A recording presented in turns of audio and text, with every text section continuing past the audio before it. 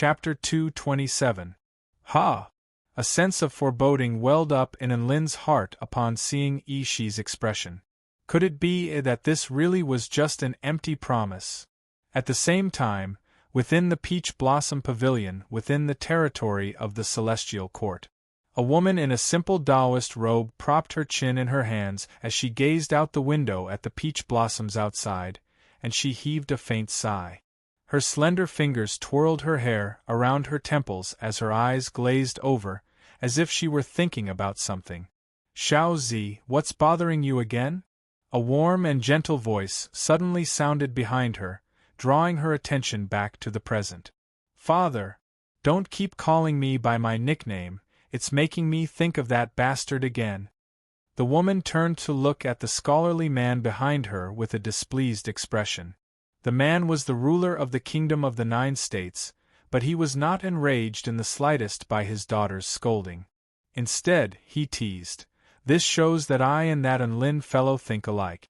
Isn't his beast pet Xiaohong, which is the name of Dubai? What a nice name."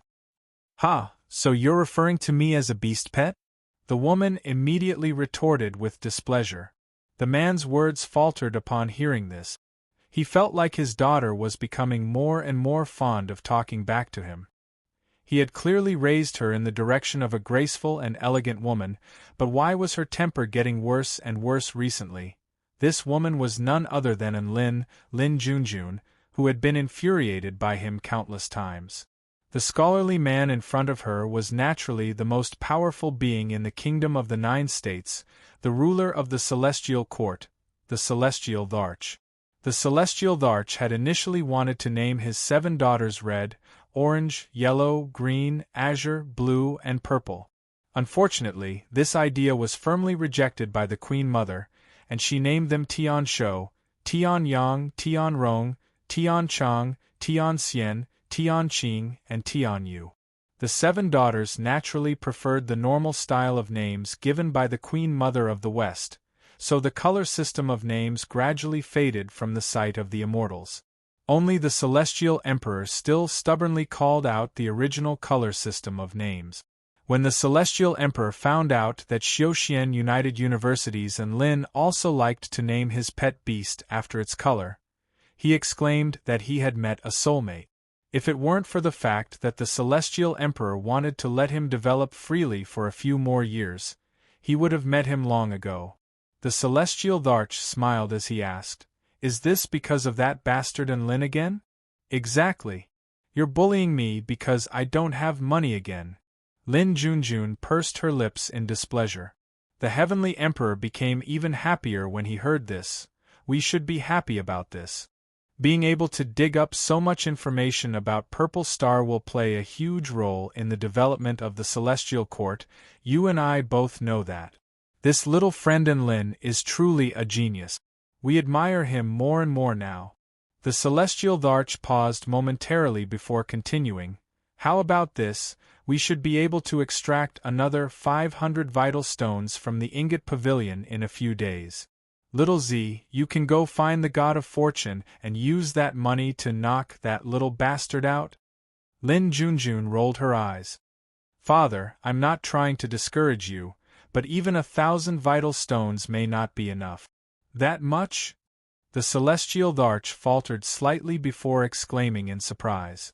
"Tian, you had always been responsible for collecting information about Purple Star, and the Celestial Tharch usually didn't ask about it. Only now did he realize just how much information an insignificant cultivator like Enlin possessed. Good. After a brief moment of silence, the Celestial Tharch said, "This is the fortune of the Heavenly Court. Heroes really do emerge from the young. With this much information, we should be able to proceed to the 3rd step of the experiment, right?" A hint of a smile appeared on Lin Junjun's face as she nodded. "The 3rd step has already begun, and I was just about to report it to you." The Celestial Tharch was feeling quite elated, and he laughed heartily. "This Enlin is capable of doing many unexpected things. This is a manifestation of his strength, as well as his luck. It's not a bad idea for you to interact with him more, little Z. Lin Junjun naturally understood what her father was implying, and a blush instantly appeared on her face. Just as she was about to reply, she discovered that the voice transmission talisman in her storage ring suddenly flashed. She pulled out her voice transmission talisman to contact Yi Shi the Enlightened. Why is Yi Shi the Enlightened looking for me? She was a little confused, but she still chose to accept the call. A voice sounded from the other side of the voice transmission talisman, but it was not Yi Shi's voice. Instead, it was a voice that had left a deep impression on her. Hey, Lin Junjun, you've gone too far. What are you trying to do by giving me a blank check? The voice on the other end belonged to none other than Lin, and he was clearly in a very foul mood as he immediately lashed out at Lin Junjun. Lin Junjun was given a fright, but she was quite quick-witted and quickly figured out what was going on. Do you want to exchange for an immortal pill now? That's right. How can you bully an honest person like this? Aren't you afraid of retribution for doing this? Do you think you can bully people like us just because you have a good father? Exchanging an immortal pill for a dozen or so talismans is already a bargain for you, but it's still king fake. Doesn't your conscience hurt? Lin was still spewing verbal abuse to vent his displeasure. It didn't feel good to be looked at like an idiot by Yi Shi. He really felt like he had been tricked by Tianyu, but he couldn't really do anything to Tianyu, so he could only use his words to try and make Tianyu realize her conscience. Ahem. Little Z, did you really do this? The celestial Dharch looked at Lin Junjun with a curious expression after hearing the voice transmission talisman. Lin Junjun's chest constricted. At this moment, she really wanted to hang up the voice transmission talisman. That's right, she hadn't told Yi Shi in advance when she wrote the U message for Lin. That was because after she returned to the Do Shui Palace, she suddenly had an idea. She wanted to prank this man who had bullied her in the past and make him dumbfounded at the Do Shui Palace. After that, she would just tell Yi Shi about it. Initially, this wasn't a problem, but now that her father had overheard everything, the nature of the situation was completely different. How was she going to explain this to her father? She wasn't the type to make empty promises, but the truth was right before her eyes. Even if she explained that she wanted to prank Lin first, that would still be an act of abusing her position to avenge a personal grudge. Lin's enraged voice continued to ring out from the voice transmission talisman. Lin Junjun's body trembled slightly, and her face was bright red. She was on the verge of tears from Lin's words. It's him again. It's him again. He only knows how to bully me. The celestial Dharch could roughly guess what was going on from Lin Junjun's expression. He patted her shoulder and shook his head with a smile. You two are destined to be enemies. The celestial Dharch didn't mind Lin Junjun doing this. However, Lin Junjun had always been a shy girl, and now that he had discovered this, she felt a little embarrassed, which was why she was in such a difficult situation. You take care of this yourself and pacify this little Stard's rage, haha. The celestial Dharch knew that his presence here would only make things more difficult for his daughter, so he took the initiative to leave. Meanwhile, Lin's verbal attack was still continuing. That's enough. Don't you want the immortal pill? Pass the voice transmission talisman to Yi Shi. Lin Junjun finally exploded with rage after the celestial Dharch left. Huh! Yes, Master Tianyu. After a brief silence, the man realized that his verbal attack had finally worked, and he excitedly passed the voice transmission talisman to Yi Shi. Lin Junjun made all sorts of explanations and promises to Yi Shi with a cold expression before settling the matter. She hung up the voice transmission talisman in a huff, and her chest rose and fell slightly as she harumphed lightly. The image of that man laughing heartily appeared in her mind again, and she involuntarily clenched her fists. Lin, I'll remember this. Chapter 228. Under Lin Junjun's instructions, Yi Shi refined an ancient divine pill for Lin. Lin took the immortal pill and left on Dabai's back in satisfaction. Xiao Chou was cultivating on the full moon mountain, and Enlin personally delivered the ancient divine pill to him. Xiao Chou was so touched that he started sobbing uncontrollably. Cultivate well, I won't disturb you any more. Enlin waved his hand and left. Yes, I'll definitely work hard to become stronger and follow Big Brother and forever. Xiao Chou's lightbulb-like eyes shimmered with tears as he spoke with excitement and determination. The Tao Exchange Conference of the Four Powers had concluded, and the representatives of the other three powers were all on their way back. Enlin had nothing better to do, so he took the initiative to bid farewell to some of the representatives. August, Shirley, and the others were still as dazzling as ever. This group of idols was the first group that Enlin chose to bid farewell to. There was no other reason than that Dabai liked them. Before leaving, Shirley told Enlin something mysterious like, "See you in 3 years," and that she had a surprise for him. Enlin was quite perplexed by this. After saying goodbye to Enlin, the beautiful angel smiled and waved goodbye to Enlin. Enlin scratched his head and didn't think too much about it. He continued to bid farewell to the other representatives on Dabai's back. They met up with the monks of the Buddhist kingdom and asked Qing Ji about the battling Buddha's recent situation. Qing Ji sighed with resignation at the mention of this Buddha. He told them that the battling Buddha was doing very well in the Buddhist kingdom and was looking for people to spar with. Everyone had already admitted that he was bad *SS, but he still had no intention of stopping. Enlin was a little surprised to hear this. The battling Buddha had already become a Buddha, but he still wasn't willing to settle down. Recently, he seemed to have gone to the void spirit realm to stir up trouble again. It would be quite difficult for Xiao Chou to meet his idol. Enlin knew that if he went to the Buddhist kingdom, it would be much easier to establish a connection with Qing Ji and the others. Thus, he warmly chatted with Qing Ji and the others for a long time. Before he left, he even gave them a few Emperor Snake pills to express his appreciation. Qing Ji and the others accepted the impotence pills with dark expressions. Then, they bade Enlin and Dabai farewell. In the end, Enlin and Dabai went to the Hall of Creation's aircraft carrier to take a look at Hong Do, who had a rock-solid heart. Hong Do had clearly not been well these past 2 days, and the red flames on his chest were quite dim. After Enlin and Dabai saw Hong Do, they laughed heartily as they left. Hong Do is #1 in the world. Hong Do's chest rose and fell violently, and he felt like he was about to have an asthma attack. However, after seeing Huang Shan's cold gaze, the flames in Hong Do's chest immediately died down. The lively Tao Exchange Conference of the Four Powers came to an end, and all the representatives left. Enlin's school life returned to normal. Cultivating to become an immortal was not an interesting thing. Cultivating day after day was the main point. During the day, Enlin systematically studied and practiced the basic knowledge of immortal cultivation. At night, he persisted in refining his core and body. His days were quite fulfilling. Unknowingly, half a year had passed. His second year of university had also come to an end. Many things had happened in the past year. Apart from the Tao Exchange Conference of the Four Powers, the annual free-for-all battle was worth mentioning.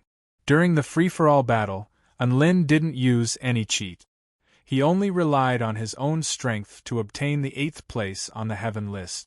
He didn't even use the origin energy of the netherworld, which was difficult to control. In any case, he was already so famous, so there was no need for him to go all out. No one was more aggrieved than Wang Xuanzhan. He had clearly obtained first place through his own strength, but in the eyes of tens of thousands of students, he would always be number 2. If it wasn't for the fact that Godin didn't have the heart to compete, Senior Wang wouldn't have obtained first place. This wasn't to say that the students looked down on Wang Xuanzhan. It was just that Enlin's legendary feats were too deeply ingrained in their hearts. Thus, when Enlin lost to Wang Xuanzhan, they felt that there was nothing for Wang Xuanzhan to be proud of. Wang Xuanzhan wasn't proud of this at all. Even during his battle with Enlin, he was still on tenterhooks. He had already decided that if Enlin pointed a finger at him, he would immediately turn tail and run. Thankfully, Enlin had been using a sword this entire time. Thus, he was able to beat Enlin to the ground after being slashed by the wind sword once or twice. Su Qianyun and Xianyuan Cheng also achieved good results in the free-for-all battle. They were ranked 4th and 5th on the heaven roll, respectively. Aside from that, there were a few people that Enlin was more concerned about. For example, Lu Qianhuan was still ranked 2nd on the heaven roll, Su Xiaolan was ranked 10th, Yao Mingxi was ranked 18th, and Yao Xiu was ranked 36th. His old teammates, Luo Ziping and Miao Tian, were also ranked in the top 50. They were all quite dazzling students of Xiuxian United University. As for the free-for-all battle rewards, Filthy Rich and didn't care at all. Even when he entered the Divine Tomb Mountain to observe Dao, he was still dumbstruck. Then, he came out dumbstruck. As for his beast pets, Xiao Hong, Dabai, and Xiao Chou, all of whom had done extremely well in the past half a year. After receiving Enlin's immortal pill as a present, Xiao Chou became even more determined. He would go into the mountains whenever he had nothing to do and really managed to attain the embryonic form of his domain. It was a fearsome domain of black flames. After learning of this, Enlin would often boast to others that he had a half-step soul formation stage beast pet. During this half a year, Dabai had also broken through to spirit-nurturing intermediate stage. Even Xiao Hong, who did nothing but photosynthesize every day, broke through to the spirit-nurturing intermediate stage on a sunny afternoon while singing the divine photosynthesis song, "The Big Windmill Spins Around," only their master was still making no progress. He was the one with the lowest cultivation base. It wasn't that Enlin's aptitude wasn't good. Rather, it was that his beast pets all seemed to have nature-defying aptitudes, putting a lot of pressure on their master. During this period of time, Su Xiaolan had also broken through to spirit-nurturing intermediate stage. Enlin would be lying if he said he wasn't panicking at the speed at which these prodigies were progressing. However, it seemed like the only thing he could do was cultivate diligently and improve every day. One day, he even went to ask Su Xiaolan how he could gauge his cultivation progress. Then, Su Xiaolan told him to look at the roots of the spirit root in his sea of vital energy, the color and the flexibility of the spirit root when channeling spiritual energy. After a brief stupor, he came to a sudden realization. He and Su Xiaolan were no longer the same type of cultivator. He was condensing a beast core. Enlin had no choice but to ask his beast pets for guidance. He gathered all of his beast pets together to discuss a cultivation plan. Then, their unanimous reply was, "There's no point in looking at it. You'll improve your cultivation base as you cultivate. Don't think too much, master. Even if your cultivation base can't improve, we won't abandon you." After hearing this, tears streamed down Enlin's face as he silently went back to cultivating. Time flew by and a year passed by. It was once again the end of the semester. Chapter 229. The Maple City of the Black Stone Prefecture of the Heavenly River State had become extremely quiet, with the occasional wisp of black mist rising into the air and the faint scent of blood wafting through the air. There was no one on the streets and it was very clean. Occasionally there would be severed limbs, but they were quickly swallowed up by the crawling black shadows. The only thing that remained was a dark red bloodstain on the ground. The entire city was actually a dead city. The surroundings were deathly silent and devoid of any signs of life. However, the sound of fighting suddenly erupted from a corner of the Maple City. The black shadow crawled toward the man in front of it and opened its mouth, which was even larger than a human. Hundreds of sharp teeth squirmed in its mouth as a putrid stench wafted through the air. It was trying to swallow the man in one gulp. The burly middle-aged man swung his sword with all his might and a white sword intent swept forth, repelling the black shadow. This black shadow was a huge black ant over 10 feet in length with black liquid gushing from its head.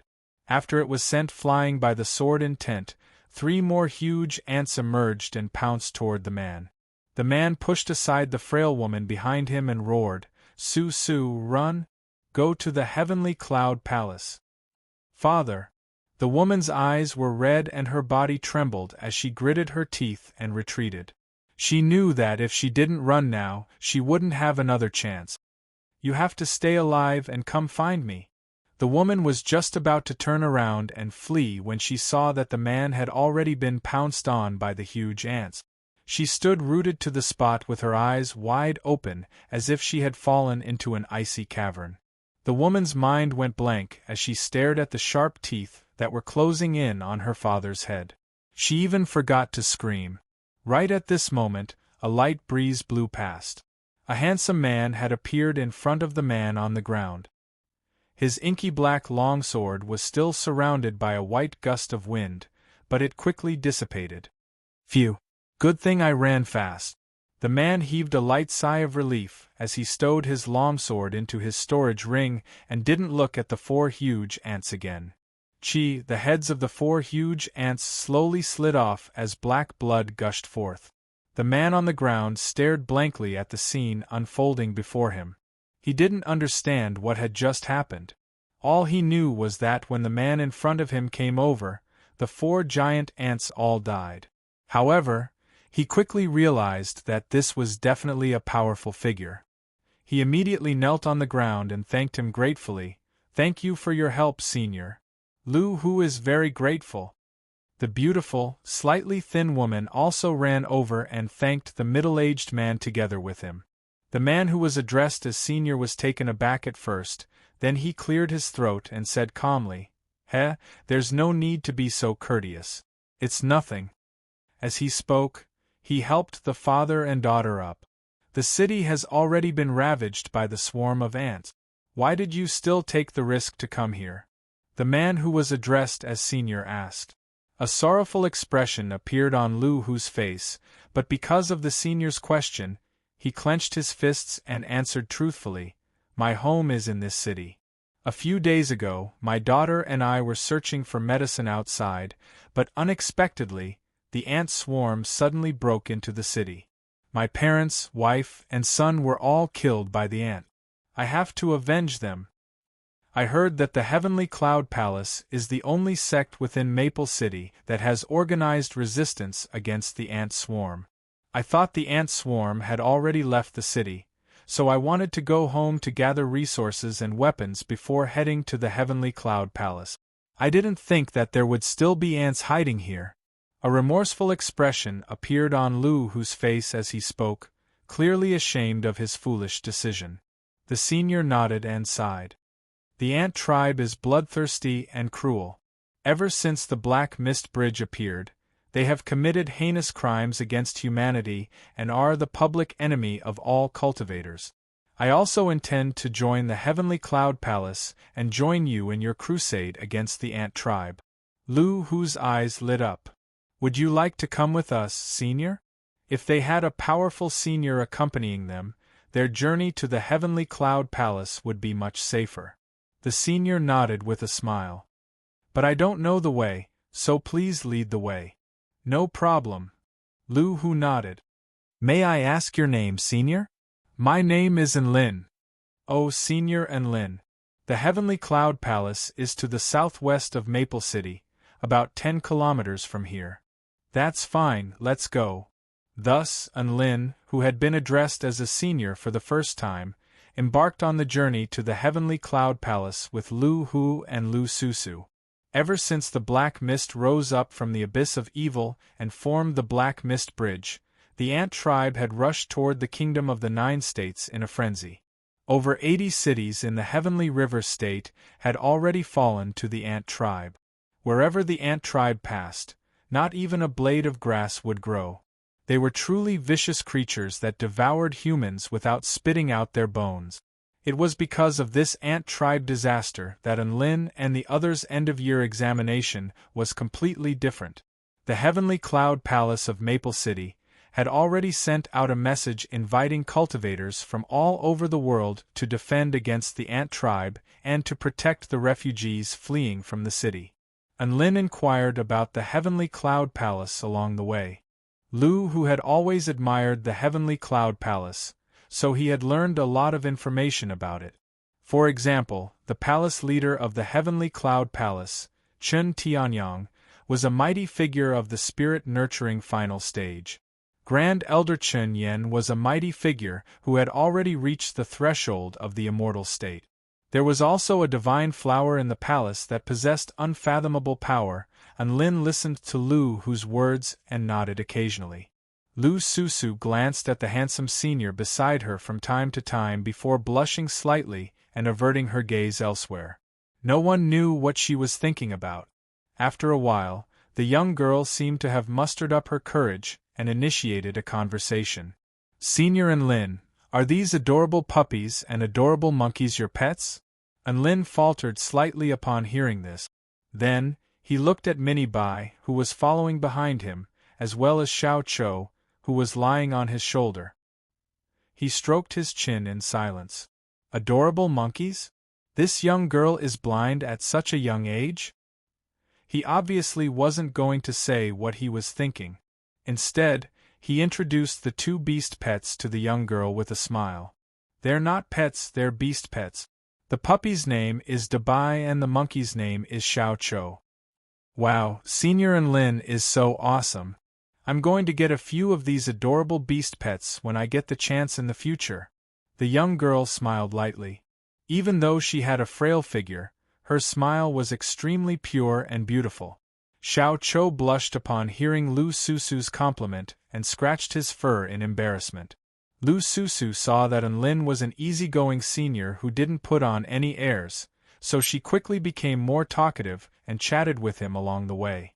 Soon, a huge palace built along the side of a mountain appeared before their eyes. "We're finally here." Enlin raised his head to look at the palace, and his expression darkened slightly. His eyes turned snowy white as he looked up ahead. "Heh, a rank detection spell formation? An illusionary spell formation? That's pretty thorough." Enlin pointed his ring finger at a certain spot in the air before clasping his hands behind his back.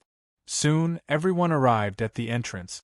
Enlin informed the guard of their purpose, and the guard took out a blue mirror to examine himself, then glanced at Enlin and the others before speaking in a respectful tone.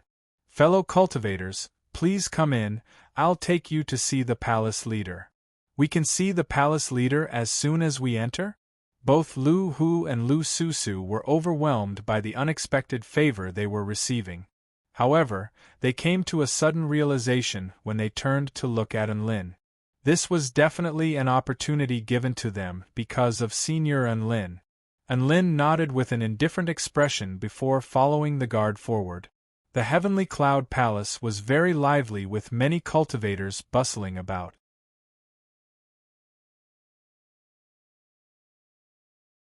Chapter 230.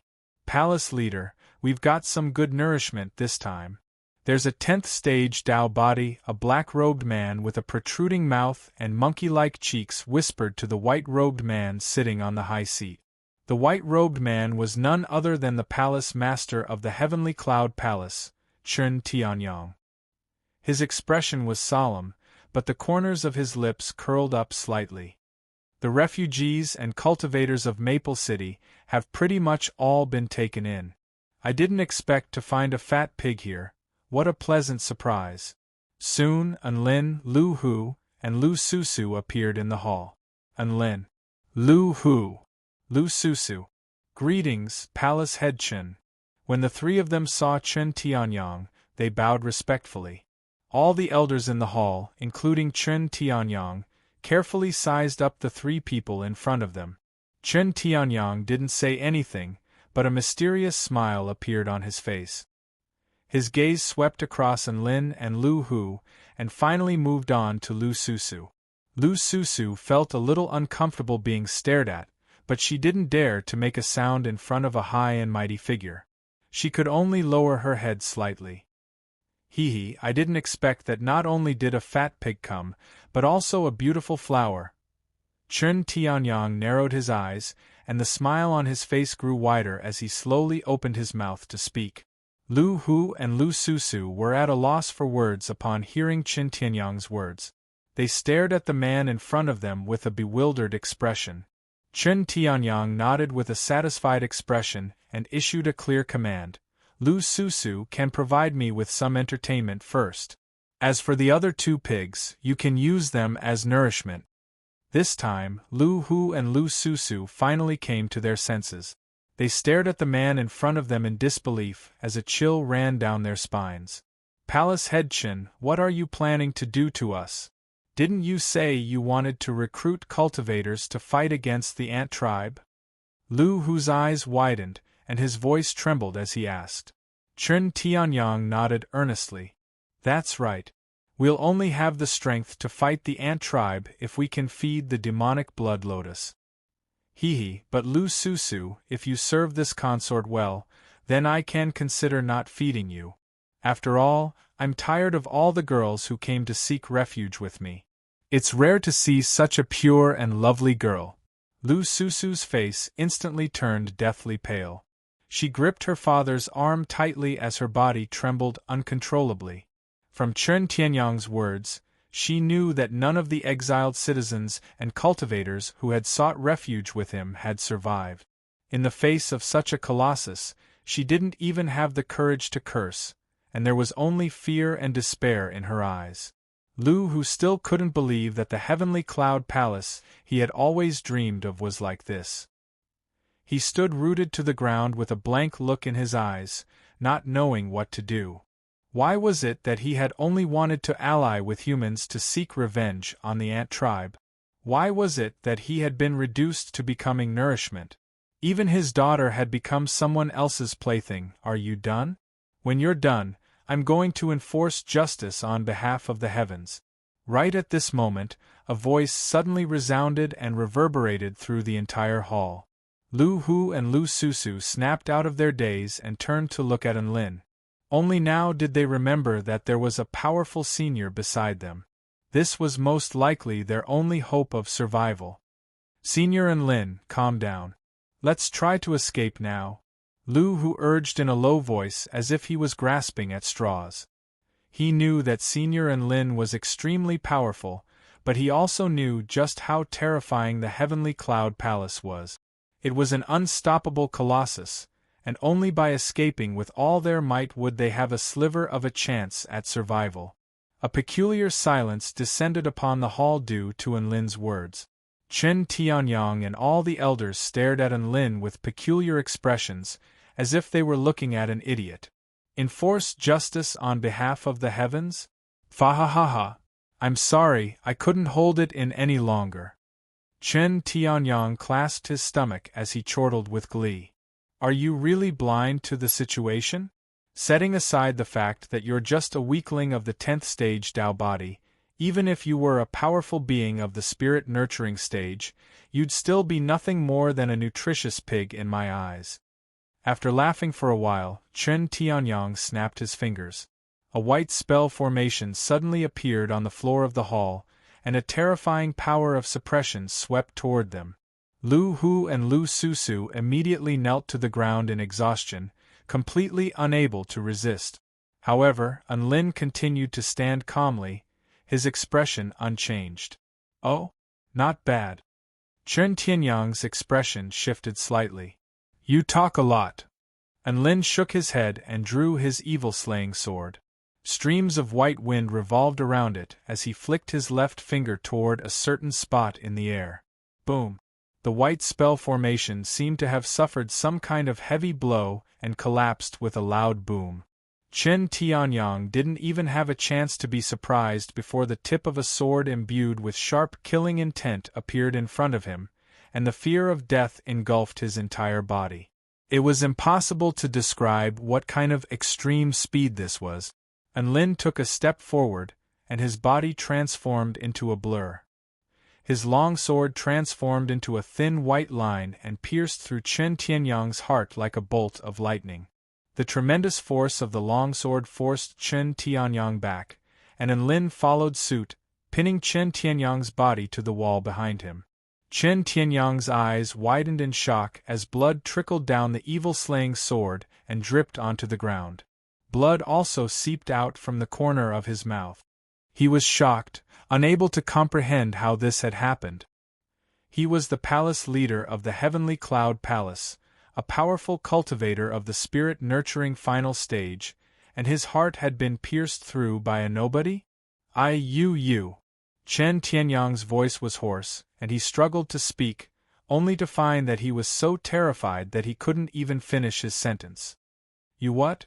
I already said, I'm going to enforce justice on behalf of the heavens. Unlin spoke in a cliché manner as he drew his evil-slaying sword impatiently. As blood spurted forth, another streak of black light flashed through the air. Unlin knew that battles in the cultivation world were ever-changing, and he knew that he had to be ruthless in his actions. Furthermore, he couldn't speak too much, or else he would be giving his opponent a chance to react. Chen Tianyang's head rolled off his chest. This inconceivable scene was finally disrupted by the sound of his head falling to the ground. In the hall, the elders who had been intimidated by Enlin's methods finally began to fly into a rage. How dare you? How dare you assassinate the palace leader? I'm going to skin you alive and tear you to shreds. All of the elders began to unleash their divine techniques toward Enlin. There were also 2 elders who remained calm and collected, and they hesitated momentarily before charging toward Lu Hu and Lu Susu. Dabai, protect those 2. Enlin yelled. The miniature white dog instantly expanded in size, transforming into a massive white dog as it swiped its paws toward the 2 elders. In a split second, a strong gust of wind swept through the area. The gust of wind was as sharp as knives, sending the 2 elders flying. Lu Hu and Lu Susu finally came to their senses, and they stared in shock at Enlin, who was facing off against 6 elders on his own. Senior Enlin is so powerful. Lu Susu's eyes widened, and her voice was filled with awe as she stared at Enlin. Lu Hu was completely dumbstruck. Chen Tianyang, who was as powerful as a god in his heart, was killed by a single sword strike from Enlin? He didn't even get to unleash a single attack, and he was slain by a single sword strike? This gave him a sense of surrealism. Just who was this senior Enlin who had followed him here? Enlin's combat prowess was already comparable to that of a cultivator of the spirit-nurturing final stage after using the 6 strikes of the war god, and his wind sword could even kill a cultivator of the spirit-nurturing final stage when they least expected it. However, this technique was extremely taxing on his vital energy, and he didn't want to use it against the 6 elders again. These elders were all cultivators of the spirit-nurturing initial stage or spirit-nurturing intermediate stage, but their cultivation methods and divine techniques were worlds apart from the prodigies of Xiuxian United University, so he had no problem suppressing the 6 elders. The alarms of the Heavenly Cloud Palace had already begun to sound, and the sect protection formation had also been activated before inexplicably collapsing. A thunderous roar erupted between heaven and earth, drawing closer and closer. Those who offend the Heavenly Cloud Palace must die. A bolt of white divine lightning fell from the sky, piercing through the roof and landing right in front of Enlin. This was an elderly man with white hair and beard, and white lightning crackled around his body. He glowered at Enlin as a vast and powerful aura burst forth from his body. The most powerful being of the Heavenly Cloud Palace, Grand Elder Chen Yen, had finally arrived. Chapter 231. Grand Elder Chen Yan's expression darkened at the sight of Chen Tianyang's head. He glared at Enlin with a ferocious expression as if he wanted to skin him alive. Very well. How dare you throw your life away and come here? I'll make sure you suffer a fate worse than death. Chen Yen roared in rage as the white lightning around his body expanded outward to form a pool of lightning. This was the embryonic form of a domain. The Grand Elder was already a half-step soul formation stage cultivator. Enlin looked at the domain before him with an indifferent expression and shook his head slightly. It's still a far cry from Senior Student Wang's Dragon Lightning domain. Let's see how long you can keep up your arrogance. Chen Yan's hair and beard stood on end as he charged toward Enlin like an arrow loosed from a bow. He had also completely unleashed the power of his domain to create a lightning storm, and all of the other elders immediately retreated in fear. I'm not your opponent, Xiao Chou. A little monkey descended from the sky following Enlin's roar. Golden light erupted as it transformed into a monkey king clad in black crystal armor and wielding a silver staff. The silver staff was swung toward Chen Yan with unstoppable force. Chen Yan countered the incoming silver staff with a lightning fist. Boom! The earth-shattering collision caused the entire hall to crack and collapse. Chen Yan was sent flying with blood gushing from his mouth. Xiao Chou made his way toward Chen Yan with black flames that could incinerate all things revolving around his body. His golden eyes exuded boundless might. At this moment, he was the true invincible fiend celestial. Is that the little monkey on Senior Enlin's shoulder? Lu Susu stammered with incredulity etched on her face. She had just come to terms with the fact that the adorable little dog next to Enlin was a powerful beast that could send an elder flying with a single slap. However, the monkey next to Enlin was even more terrifying. It was able to severely injure the Grand Elder of the Heavenly Cloud Palace, a mighty figure that was close to becoming a god, Lu, who could be considered a cultivator, so he could understand just how terrifying Chen Yan's domain was. That godlike power struck despair into his heart. Hence, when he saw the clown severely injuring Chen Yan with a single strike, he was so shocked that he couldn't even speak. The unimaginable battle raged on. The clown chased after Chen Yan with his silver staff, and the shock waves from their battle were so intense that the entire Heavenly Cloud Palace collapsed into rubble. Enlin turned his gaze back to the hall and grinned at the 8 elders in the hall. Your Grand Elder doesn't seem to be able to help you. It's time for you to pay the price for what you've done. Enlin's words were like a cold wind, causing all the elders in the hall to shiver. They had already realized that the man who was surrounded earlier, when he said that he would enforce justice on behalf of the heavens, was not a ridiculous joke, but a real intention that he really wanted to achieve. At this moment, the 8 elders chose to flee without any hesitation. Little Red, it's your turn. Enlin patted his pocket. Light flashed from his pocket, and a beautiful woman in red suddenly appeared in the air. She looked around with her seductive phoenix eyes and brought her hands together, causing the space around her to tremor violently. Mirror combination, 100-flower mirror. A crisp, seductive voice sounded, and tens of thousands of mirrors bloomed like 100 flowers. They suddenly enveloped the surrounding space, forming a massive cube that trapped the 8 elders within. The elders attacked the mirrors with all their might in an attempt to break out of the encirclement, but the mirror was like the toughest barrier, showing no signs of cracking under the bombardment of powerful immortal spells. I'll leave the rest to you. Enlin made his way to Lu Hu and Lu Susu's side before speaking to Little Red. Little Red nodded obediently. She waved a hand, and another round mirror surrounded Enlin and the others. Immediately afterward, she spread her hands open and yelled in her sweet voice, "Let me destroy you in the name of the sun." Instantly, a blinding light erupted from her body. The golden light transformed into waves of light imbued with the power of the purest yang, which hurtled toward the 6 elders. There were also countless streaks of golden light that shot forth in all directions. After being reflected countless times by the mirrors, they formed an unavoidable wave of light. In the blink of an eye, the entire space was engulfed by boundless light and heat.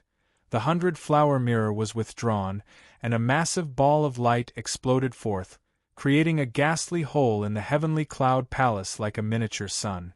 As for the 8 elders, they had already been reduced to nothingness by this terrifying attack.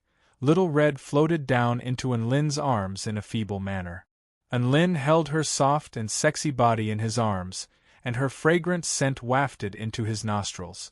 However, she didn't even get a chance to enjoy this before she transformed back into a little red flower again, and her crimson head hung low in exhaustion. Little Red was already at the spirit-nurturing intermediate stage now. Although she wouldn't fall into a deep slumber again after using that technique, she would still be exhausted for a period of time. Unlin looked at the little red flower in his hand and sighed lightly before putting her into his pocket. He then leaped onto his brick and flew Lu Hu and Lu Susu away from the crumbling heavenly cloud palace. Lu Susu had already recovered slightly at this moment, and she looked at Enlin with a hint of respect and curiosity in her bright eyes. "Senior Enlin, is that beautiful big sister just then a vegetable?" "A vegetable?" Enlin's lips twitched slightly. After a moment, he nodded with a serious expression. "That's right, she's the legendary vegetable. Little Red had nothing to do but photosynthesize all day long, so she was even more lazy than a vegetable." That's right." Lu Susu nodded with excitement as she stared at Enlin with stars in her eyes. She had never seen such a powerful person, nor had she ever seen such a powerful beast pet and vegetable. In contrast to Lu Susu's fervor and reverence, Lu Hu was extremely respectful toward Enlin, and he even used his eyes to signal for his daughter to restrain herself. A mighty figure of this caliber definitely couldn't be disrespectful to him. The three of them flew out of the heavenly cloud palace, but Lu Susu could see that the cultivators down below were still practicing their formation in an orderly manner. "My God, such an intense battle has just taken place, but why are they completely unaffected?" Lu Susu asked with a perplexed expression. "This is just an illusion used to deceive outsiders." Enlin smiled and flicked his finger, sending a streak of energy piercing through the air like a flying sword. As vital energy surged, the scene before them suddenly dissipated like clouds and mist, revealing the true nature of the scene. After getting a clear view of the scene down below, not only Lu Hu and Lu Susu, but even Dabai drew a sharp intake of breath. This was a barren and desolate land with tens of thousands of bones piled up into mountains. There were a total of 9 small mountains of human bones, all of which exuded a sinister aura of death. At the peak of the mountain of bones was a black badge that was glowing with a peculiar light. Sacrificing thousands of humans to refine the demon blood lotus is the sin of the Yuntian palace. Enlin looked down at the piles of bones and said softly, "How could this be?" Lu Hu's lips trembled as he stammered, "How could the largest cultivation sect in Maple City be like this?" Enlin wore a solemn expression. "Perhaps they weren't like this before, but ever since the Ant Queen descended upon the heavenly river state, the higher-ups of the heavenly cloud palace had already been bewitched and turned into evil cultivators. Not only did the people from Maple City come to join us, but many of the disciples from Heavenly Cloud Palace also became nourishment for the demonic blood lotus." Boom! Another loud noise came from not far away. Chun Yan's body trembled as he lay on the ground. His bones had been shattered, and his yuan qi was nearly exhausted. He stared at the figure in front of him in horror. In front of him, the Monkey King, whose entire body was enveloped in monstrous black flames, was walking towards him step by step with an aura of nirvanic extinction. Chapter 232. "Don't kill me, don't kill me!" Chun Yin begged for mercy as he stared at Xiao Chou, who was walking toward him like a ferocious god. Xiao Chou was too powerful. He was also a half-step soul formation stage cultivator, but he was completely outmatched by this monkey. However, he didn't want to die just yet. It wasn't easy for him to reach this step. One more step and he would be a soul formation stage cultivator. He couldn't die here. "As long as you don't kill me, I'll tell you the location of the demon blood lotus. It's about to mature. Once it matures, it'll become a second-rank immortal item. If you eat it, your cultivation base will skyrocket." Chun Yin knew that if he wanted to live, he had no choice but to give up his greatest treasure. As expected, Xiao Chou's eyes lit up. "All right, then tell me where the demon blood lotus is." "Swear an oath to the heavens first, then I'll tell you," Chun Yin said. Xiao Chou nodded and began to swear. I swear that if Chun Yen tells me the location of the demon blood lotus, I won't attack him again. If I go back on my word, may I be struck by lightning and my Tao heart will be destroyed. Chun Yen heaved a sigh of relief when he saw Xiao Chou swear. He began to tell Xiao Chou the location of the demon blood lotus. Xiao Chou nodded with a smile and looked up at the sky. Chun Yen looked up with a puzzled expression. He then saw a streak of black light piercing through the sky. In the next instant, Lin landed on the ground and sheathed his sword. How dare you? Chun Yan's eyes were bloodshot. His face was filled with rage and remorse as he screamed hysterically. However, a red line had already appeared on his neck. Plop! His head fell to the ground and blood splattered everywhere. Chun Yen finally realized that he had been tricked in the instant before he died. Unfortunately, it was too late.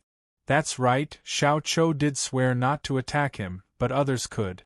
To Lin, killing a half-step soul formation stage cultivator on his last breath was a piece of cake.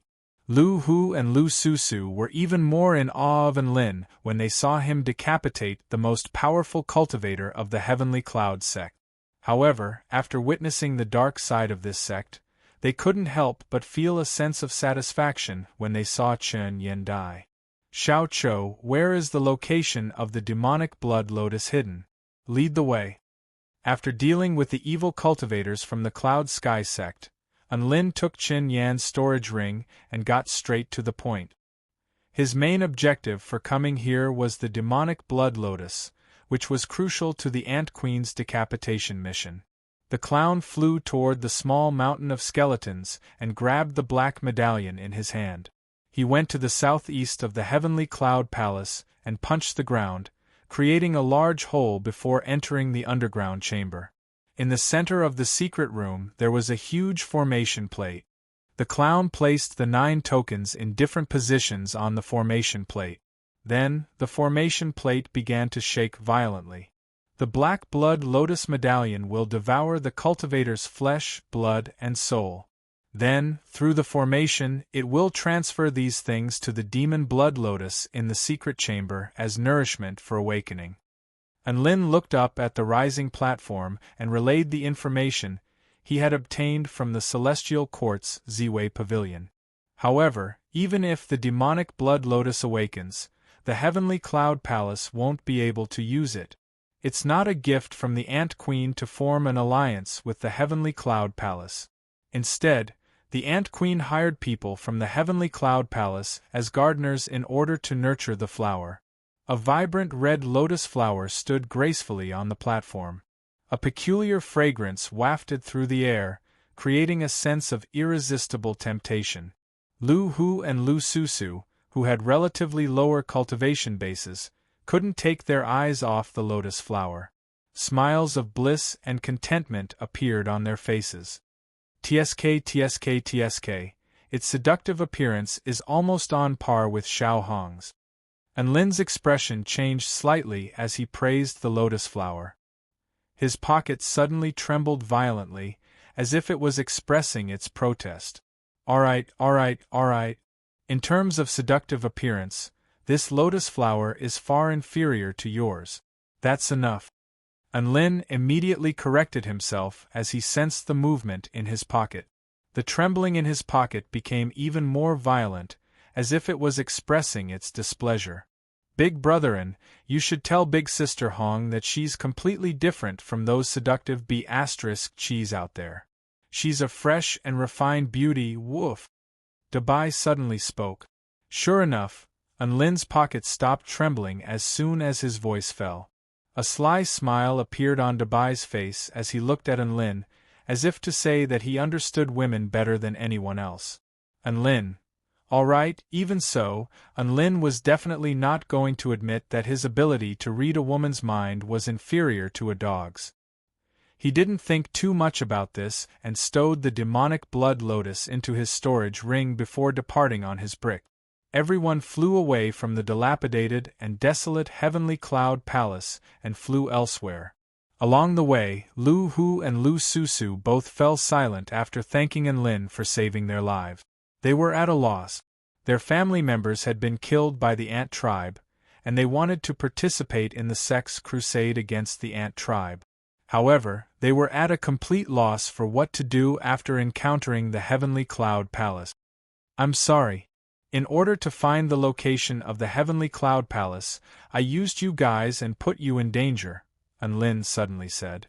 Lu Hu and Lu Susu both faltered slightly upon hearing this. They didn't think that Enlin would apologize for something like this. Please don't say that, Senior Enlin. If it weren't for you, my daughter and I would have died to the ant tribe a long time ago. Furthermore, my daughter and I are extremely honored to be able to help you eradicate these evil cultivators, Lu Hu replied in an extremely respectful manner. These words were indeed from the bottom of his heart. The ant tribe was wreaking havoc on the entire Heavenly River State, but there were still sects that were willing to cooperate with the Ant Queen. To be able to play a role in the process of eradicating such a scourge, they were actually quite happy in their hearts. Enlin nodded sheepishly before asking, "Then do you still plan on participating in the resistance against the ant tribe? It's organized by the One Valley Immortal Sect of the Heavenly River State." One Valley Immortal Sect. Lu Hu's eyes widened. Isn't that the #1 immortal sect in our Black Rock State? That's right, I'm acquainted with an elder of that immortal sect.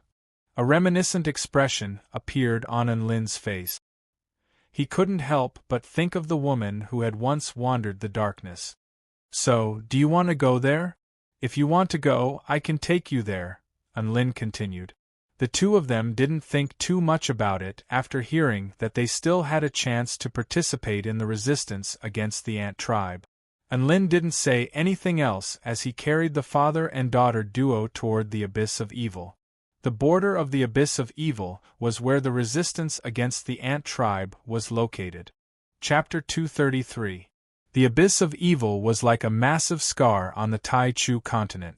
It stretched for over 500 kilometers and was like a natural barrier that separated the Kingdom of the Nine States from the realm of White Sand. However, everything had changed in the past few days. A steady stream of black mist suddenly rose up from the depths of the abyss and formed bridges. Even if these bridges were destroyed, the black mist would immediately reform. This bridge of black mist allowed the two tribes to be connected for the first time. The ant tribe seemed to have planned this as they formed wave after wave of huge ants that swept toward the Kingdom of the Nine States. Apart from soil, they would eat anything. Everywhere they passed by was truly barren and barren, completely turning into a barren land with nothing at all. In just a few days, over 80 cities in the Heavenly River State had fallen and tens of millions of humans had died to the ant. In response to this ant tribe disaster, the Xingqiang Heavenly Monarch of the Celestial Court immediately led 20,000 heavenly soldiers to the realm of White Sand in an attempt to quell the ant tribe disaster. Accompanying him were the 8 heavenly generals under his command: Lu Jun, Sun Leiji, Pang Yu, Bai Zongyuan, Deng Bowen, Xian Hanshin, Zhang Yuanbua, and Tao Yuanxin. They had already ventured deep into the realm of White Sand, but no one knew what the exact situation was like. It was exactly because of this disaster that the end-of-year exam for all second-year students of the Celestial Court became a mission to guard the Abyss of Evil. There were no specific mission requirements for this exam, so it was extremely dangerous. Even though every class had a homeroom teacher leading the team, there were still many cases of students dying or dying. Students with high combat prowess like Enlin had to complete some special missions. I'll be seeing you off here. The black brick descended, and Enlin bade farewell to Lu Hu and Lu Susu with a smile. Senior Enlin, aren't you going to see that elder? Lu Susu was a little perplexed. Enlin looked at the fortifications up ahead, as well as the bridge of black mist that spanned across the two continents. Who knew how many bridges of black mist there were in the Abyss of Evil? A faint smile appeared on his face. I have a mission to complete now, so let's catch up after this battle. Then Senior Enlin, will we have a chance to meet again? Lu Susu lowered her head and asked timidly and dejectedly. It was not easy for a young lady to hide her thoughts. At this moment, even a careless person like Lin could sense the reluctance in the young lady's heart. Of course we'll see each other again. I have a large sword here for you to protect yourself with. Lin pulled out a shiny golden longsword from his storage ring and handed it to Lu Susu. Lu Susu clearly didn't expect Lin to give her a weapon before leaving. Her mouth was slightly agape as she stared at Lin without blinking, her eyes staring blankly at him, appearing both dazed and adorable at the same time. Lu Hu, on the other hand, finally came to his senses. He knew how important a gift from a mighty figure like Lin was. Overwhelmed by the unexpected favor, he pulled Lu Susu along to express his gratitude once again. The large treasured sword was a high-rank magic tool, the golden glazed sword that Lin often used in the past.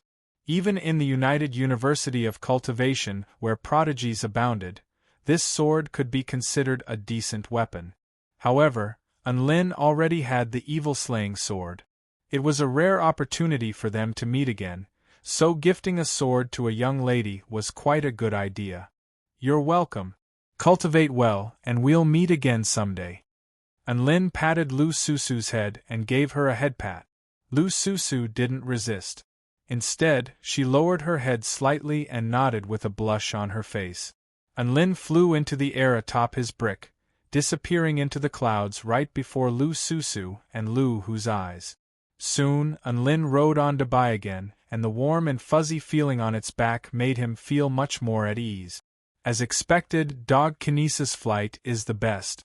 Sword kinesis flight and brick kinesis flight can all piss off.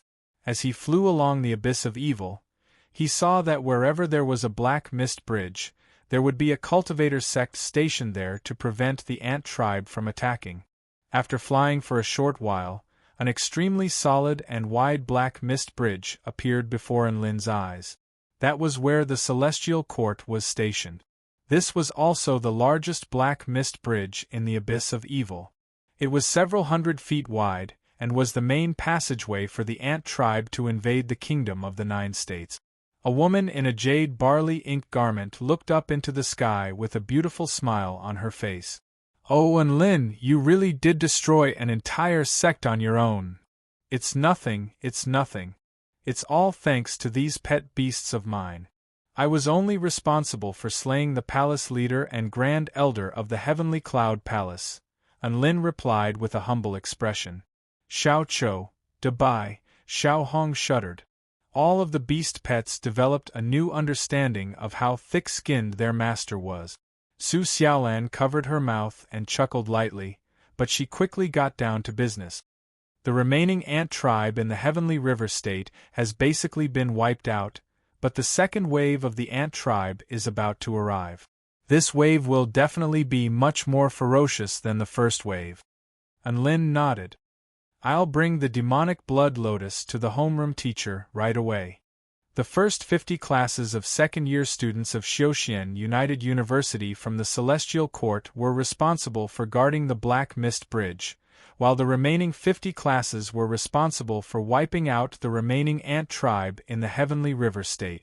A huge golden city wall stretched across the Black Mist Bridge, forming the most important barrier against the ant tribe.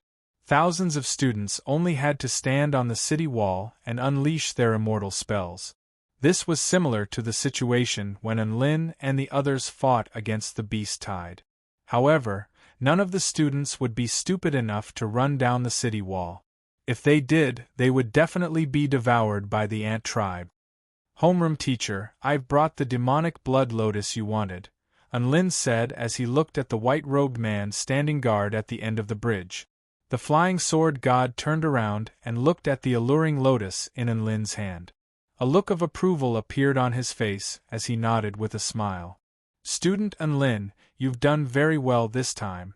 Now that we've collected all 5 items, we can proceed to the next stage. Dark snake grass, nightmare snow bamboo, wind crow, divine hellion bead, and demonic blood lotus. The 5 items exuding mysterious energy fluctuations were placed on the ground by the flying sword god one by one. A white spell formation appeared on the ground and began to operate. The spiritual energy of heaven and earth surged violently, forming a cyclone that surged into the spell formation. This spell formation was the chi tracking spell formation. However, the one setting up this spell formation was the flying sword god, so the energy fluctuations of the spell formation were even more mysterious. As the vital energy surged, a white butterfly fluttered out from the spell formation and landed on the flying sword god's hand. Behind the flying sword god, 9 soul formation stage cultivators and 100 spirit nurturing stage cultivators had gathered. The atmosphere was cold and tense. Among them were Earth Immortal Ming Yuan, whom Lin was familiar with, Madagascar, Xian Yuan Qing, Su Xiaolan, Su Qianyun, and many others. There were also many unfamiliar faces. They were all elites of the university or the Celestial Court Executive Department. Sword Immortal Ling Xiao looked around at everyone who was ready to strike. He chuckled and said, "Operation Decapitation begins now. Let's go, kill the Ant Queen." Chapter 234. The white butterfly flew toward a certain direction in the realm of white sand. Behind it were 10 soul formation stage cultivators and 100 spirit nurturing stage cultivators. Such a powerful lineup was befitting of the Ant Queen's status. The Ant Queen they were going to kill was the mastermind behind the Ant Tribe army at the front lines. It was also the mother of the Ant Tribe. Apparently, it was extremely powerful and had extremely powerful guards under its command. The main factor in this riot wasn't the Ant Queen. Rather, it was the 4 heavenly monarchs of the heavenly court or even higher-level figures who had to consider the more complex and dark aspects of the riot. Sword Immortal Ling Xiao and the others only had to kill the leaders on the surface. Even so, this was still an extremely difficult mission. Dust and smoke rose into the air in the distance. They heard the sound of a tidal wave. The second wave of the Ant Tribe army had arrived. Everyone, don't act rashly. Leave the Ant Tribe on the ground to the cultivators guarding the Black Mist Bridge. Try not to attract the Ant Queen's attention. Saying this, Sword Immortal Ling Xiao cast an immortal spell to conceal their figures and auras. Rumble. This was the first time Lin had heard the sound of 10,000 horses galloping amidst the movement of the ants. Furthermore, the sound was even denser and denser, giving one a sense of asphyxiation. The huge ants on the ground were densely packed, and there were also many flying ants in the sky. The aura of each ant was perhaps not as powerful as that of the mutant beasts they had encountered in the myriad mountain realm. However, as long as there were enough of them, they would have a different effect. The current ant tide gave Lin the feeling that they were about to destroy heaven and earth. It was also because of this that he couldn't help but worry for the students guarding the Black Mist Bridge. The ordinary ant tribe below doesn't possess high intelligence. They are controlled by the Ant Queen's subconscious. As long as we kill the Ant Queen, they will fall into chaos and collapse at the first blow. Xian Yuan Qing suddenly offered words of consolation when he saw the concern on Lin's face. Lin nodded and didn't think too much about this. The execution team and the Ant Tribe army brushed past each other as they ventured deeper into the land of white sand. Ant nests were usually built underground, and the entrances were simple black holes. From the outside, one would never be able to tell how huge and complicated the space inside was, or how many giant ants it contained. The ground was rather desolate. It was basically made up of white sand and bare mountain rock. This made Lin a little confused.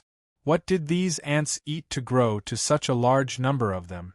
At this moment, there was an incomparably vast space beneath a certain pitch-black hole. There were countless giant ants moving around.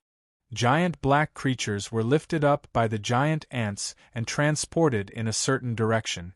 In the very center of the ant nest, there was an ant that was thousands of feet tall like a mountain.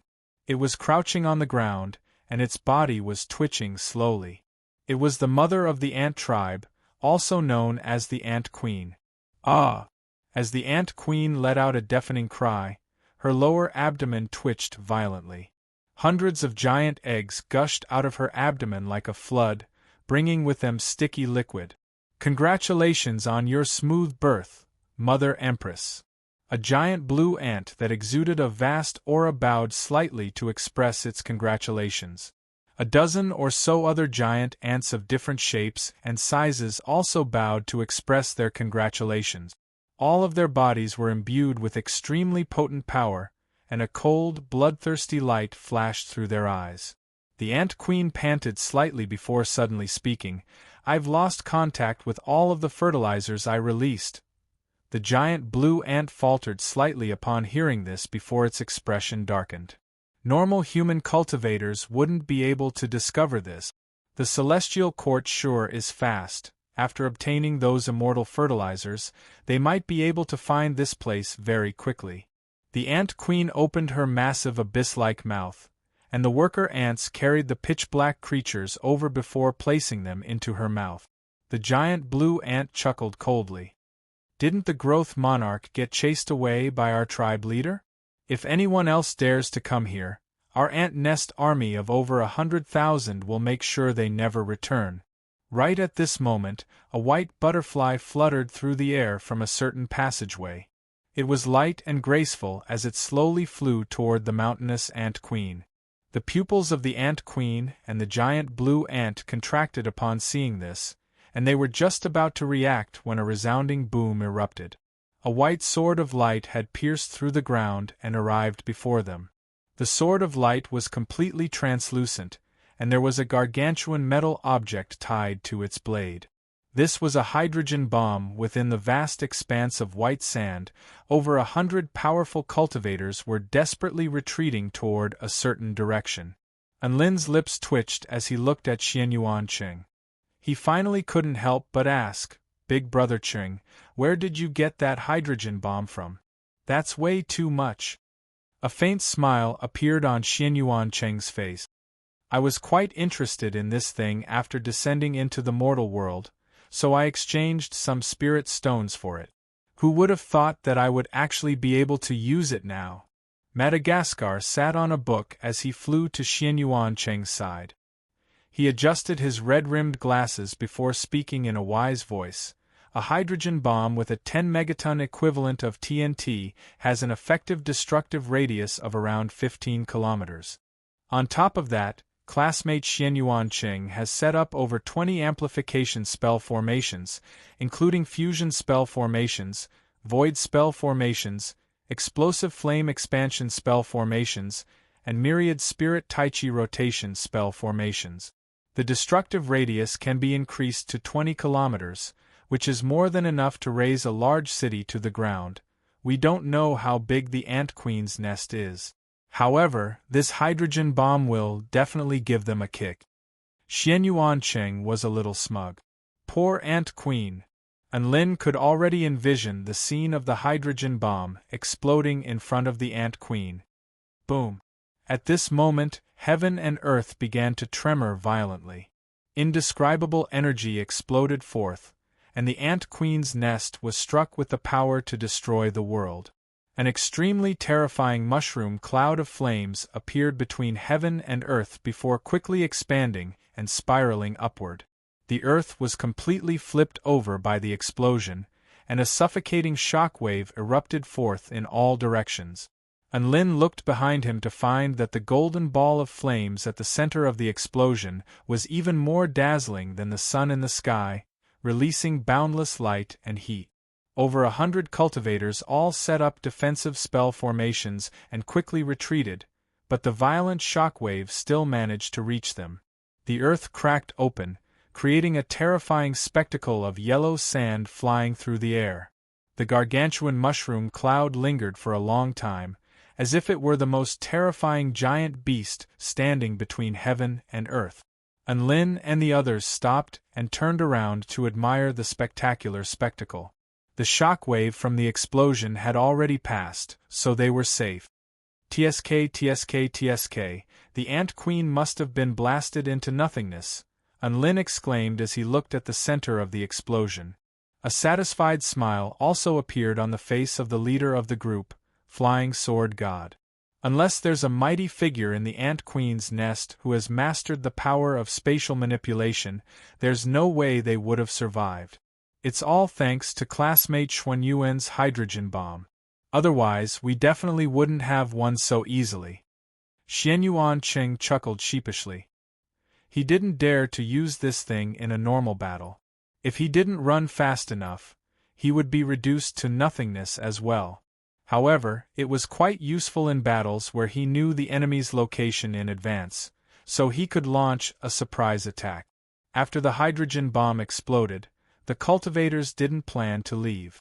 Flying Sword God planned to use the aura tracking spell formation again to determine whether the Ant Queen was dead or alive. However, before he could set up the spell formation, a blue ball flew out from the mushroom cloud of the explosion before flying toward the cultivators. Chapter 235. Look out, something looks like it's coming our way. Flying Sword God stopped what he was doing and narrowed his eyes as he looked into the distance. Over 100 cultivators also looked in that direction cautiously. There was a blue sphere flying towards them at high speed. Only when the blue ball drew closer did everyone realize just how gigantic it was. Gotcha! The ball shattered, and a mountainous figure crashed onto the ground, causing the ground to tremor violently. A vast and violent aura emanated from its body, indicating its rage. 16 giant ants with powerful auras that could walk upright stood at the forefront of the group. One of the giant blue ants looked at the shattered bead in its hand and sighed lightly. Who would have thought that the realm isolation bead would be used in a situation like this? The Ant Queen's muffled sobs began to ring out. My poor children. These human cultivators must die. Following the Ant Queen's enraged roar, the 16 giant ants of different shapes and sizes began to exude terrifying auras as they charged toward Flying Sword God and the others. Under such circumstances, an extremely tragic battle suddenly broke out.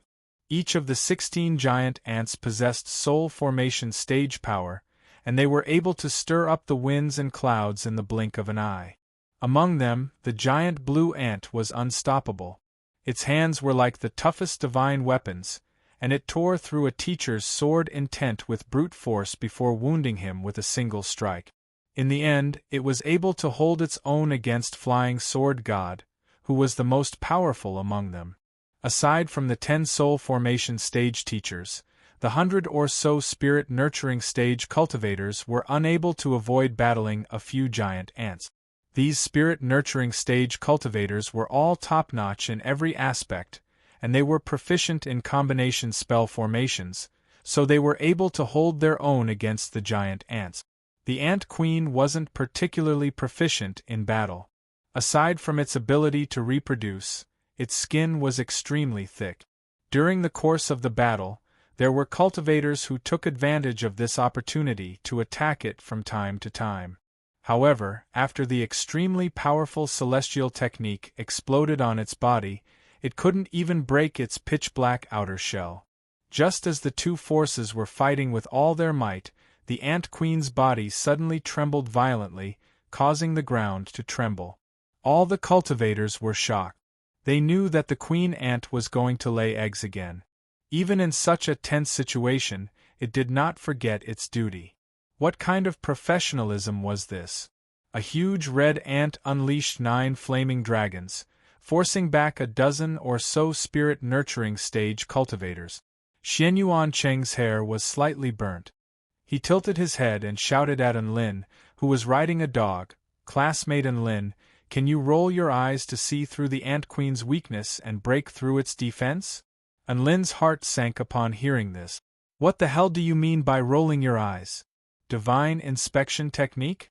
Please don't use such a low description. He retreated for a distance before using his divine inspection technique on the Ant Queen. Even after using his divine inspection technique, the Ant Queen was like an indestructible fortress in his eyes.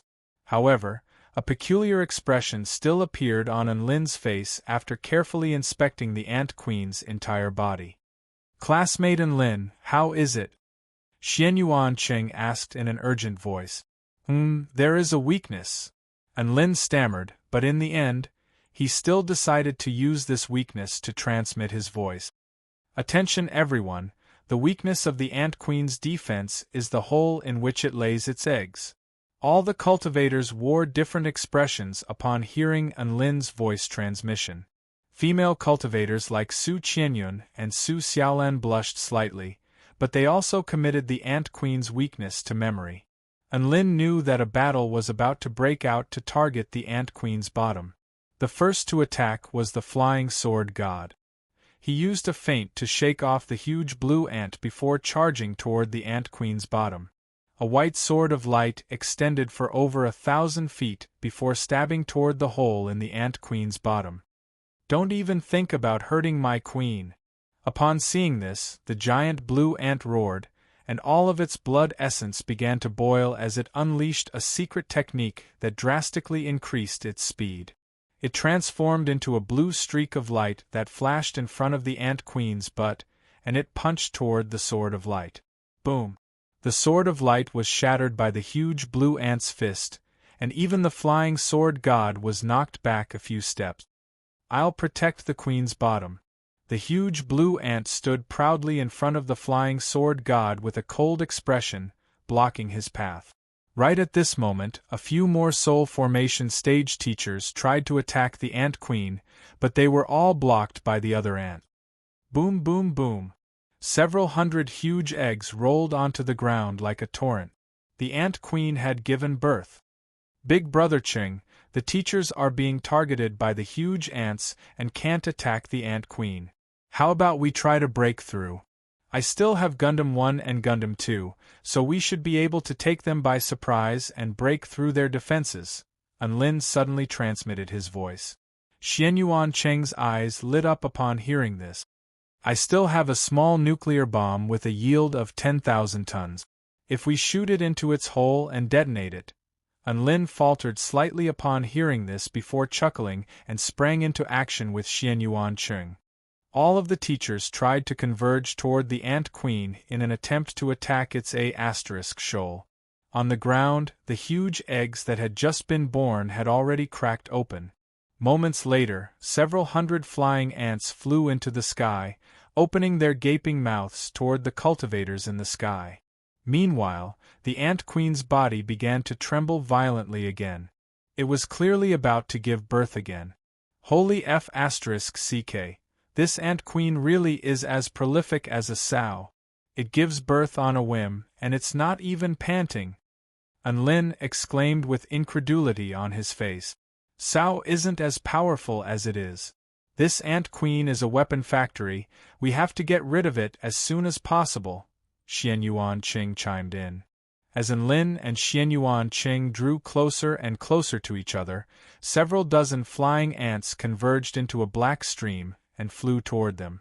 Enlin and Xianyuan Cheng were just about to attack when an extremely scorching flaming dragon had already pounced toward the flying ants, transforming the space in front of them into a sea of flames. The wings of the flying ants were quite fragile, and they immediately began to wail in pain upon encountering the scorching flames before plummeting to the ground within a few seconds. Enlin turned around to discover an extremely beautiful woman with flames dancing around her like butterflies. "Su Xiaolan, why are you here?" Enlin was a little surprised.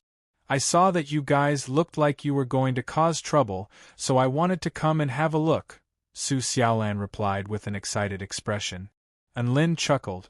"We're going to stab the ant queen's A**s. What's a girl like you doing here?" "Why can't I stab a girl?" Su Xiaolan retorted before a thought suddenly occurred to her, and a faint blush appeared on her face. "Pervert." The ant queen's behind was right in front of them, and a powerful white ant stood in front of Enlin and the others. "You spirit-nurturing stage trash dare to approach my empress? You're all seeking death." It spread open its arms, and tens of thousands of extremely sharp icicles shot forth, reflecting the light of the sun.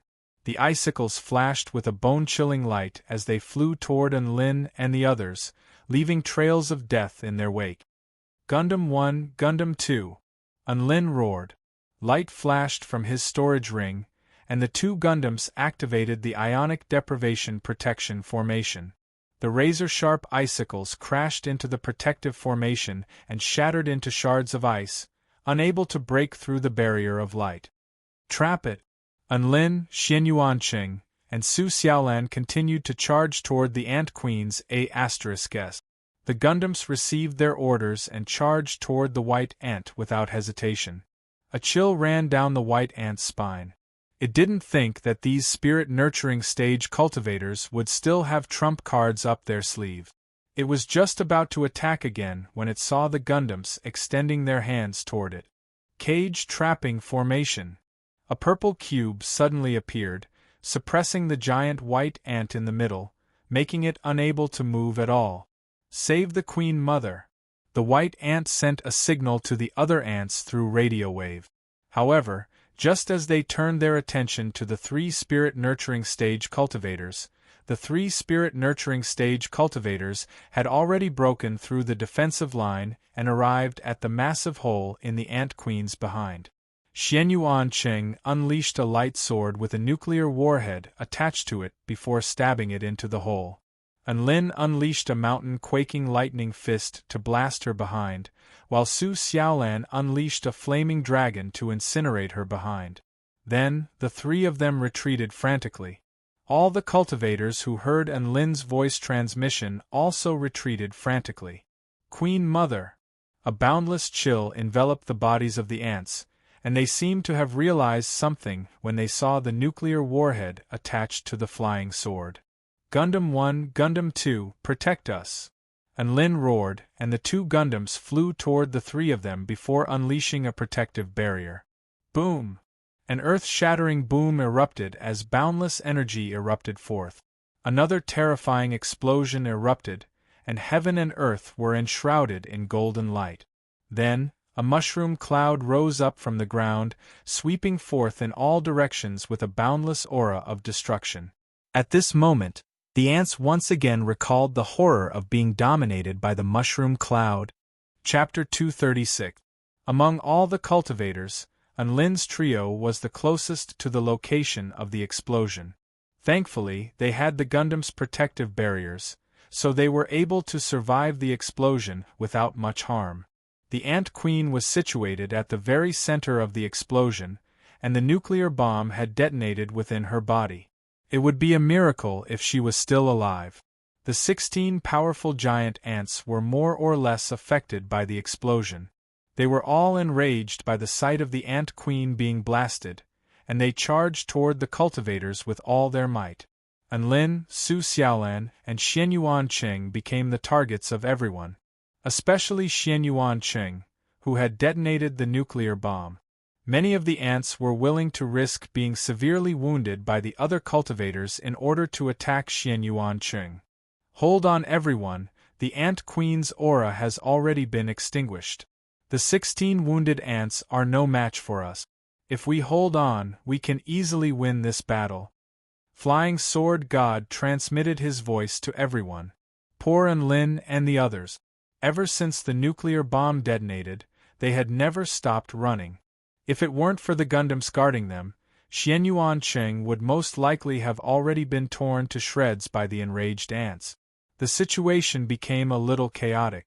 The cultivators circled around Xianyuanqing's escape route and engaged in guerrilla warfare, while the ants pounced toward Xianyuanqing with no regard for their lives. One of the ants completely disregarded the fact that one of its arms had been severed by Sword Immortal Mingyuan, and it was going to crush the head of a spirit-nurturing stage cultivator in front of it just because the latter was blocking Xianyuanqing's escape route.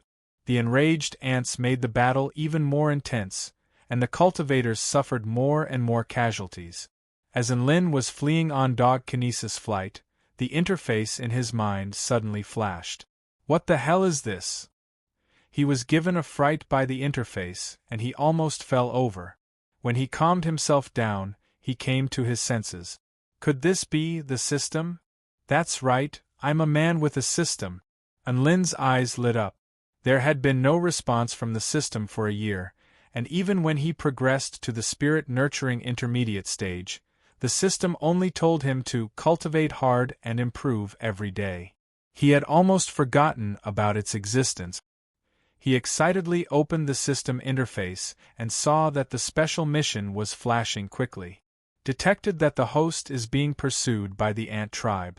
Now assigning a special decapitation mission. Frowny face host has personally killed 3 soul formation stage ants. Time limit 2 hours. Mission success. Wind spirit art has been upgraded to Tier 2 Wings of Wind. Mission failure. 20 primal stones will be deducted. When Enlin saw this mission, his mouth twitched. He really wanted to smash the system. Damn it. You want me to kill 3 soul formation stage ants with my own hands? Didn't they see that he was being chased by a bunch of ants that didn't care about their lives? Now, he actually wanted him to turn around and kill the ant tribe? Did he not want his life anymore? Go to hell. A fierce cry suddenly came from behind Enlin. He turned around to see a huge ant enshrouded in black mist. It wielded a black wooden staff and was already within 100 feet of the 3 of them. Several dozen black skulls suddenly surged out of the black wooden staff, and they howled in agony as they swept toward the 3 of them like a tidal wave. Gundam 1, Gundam 2, stop it!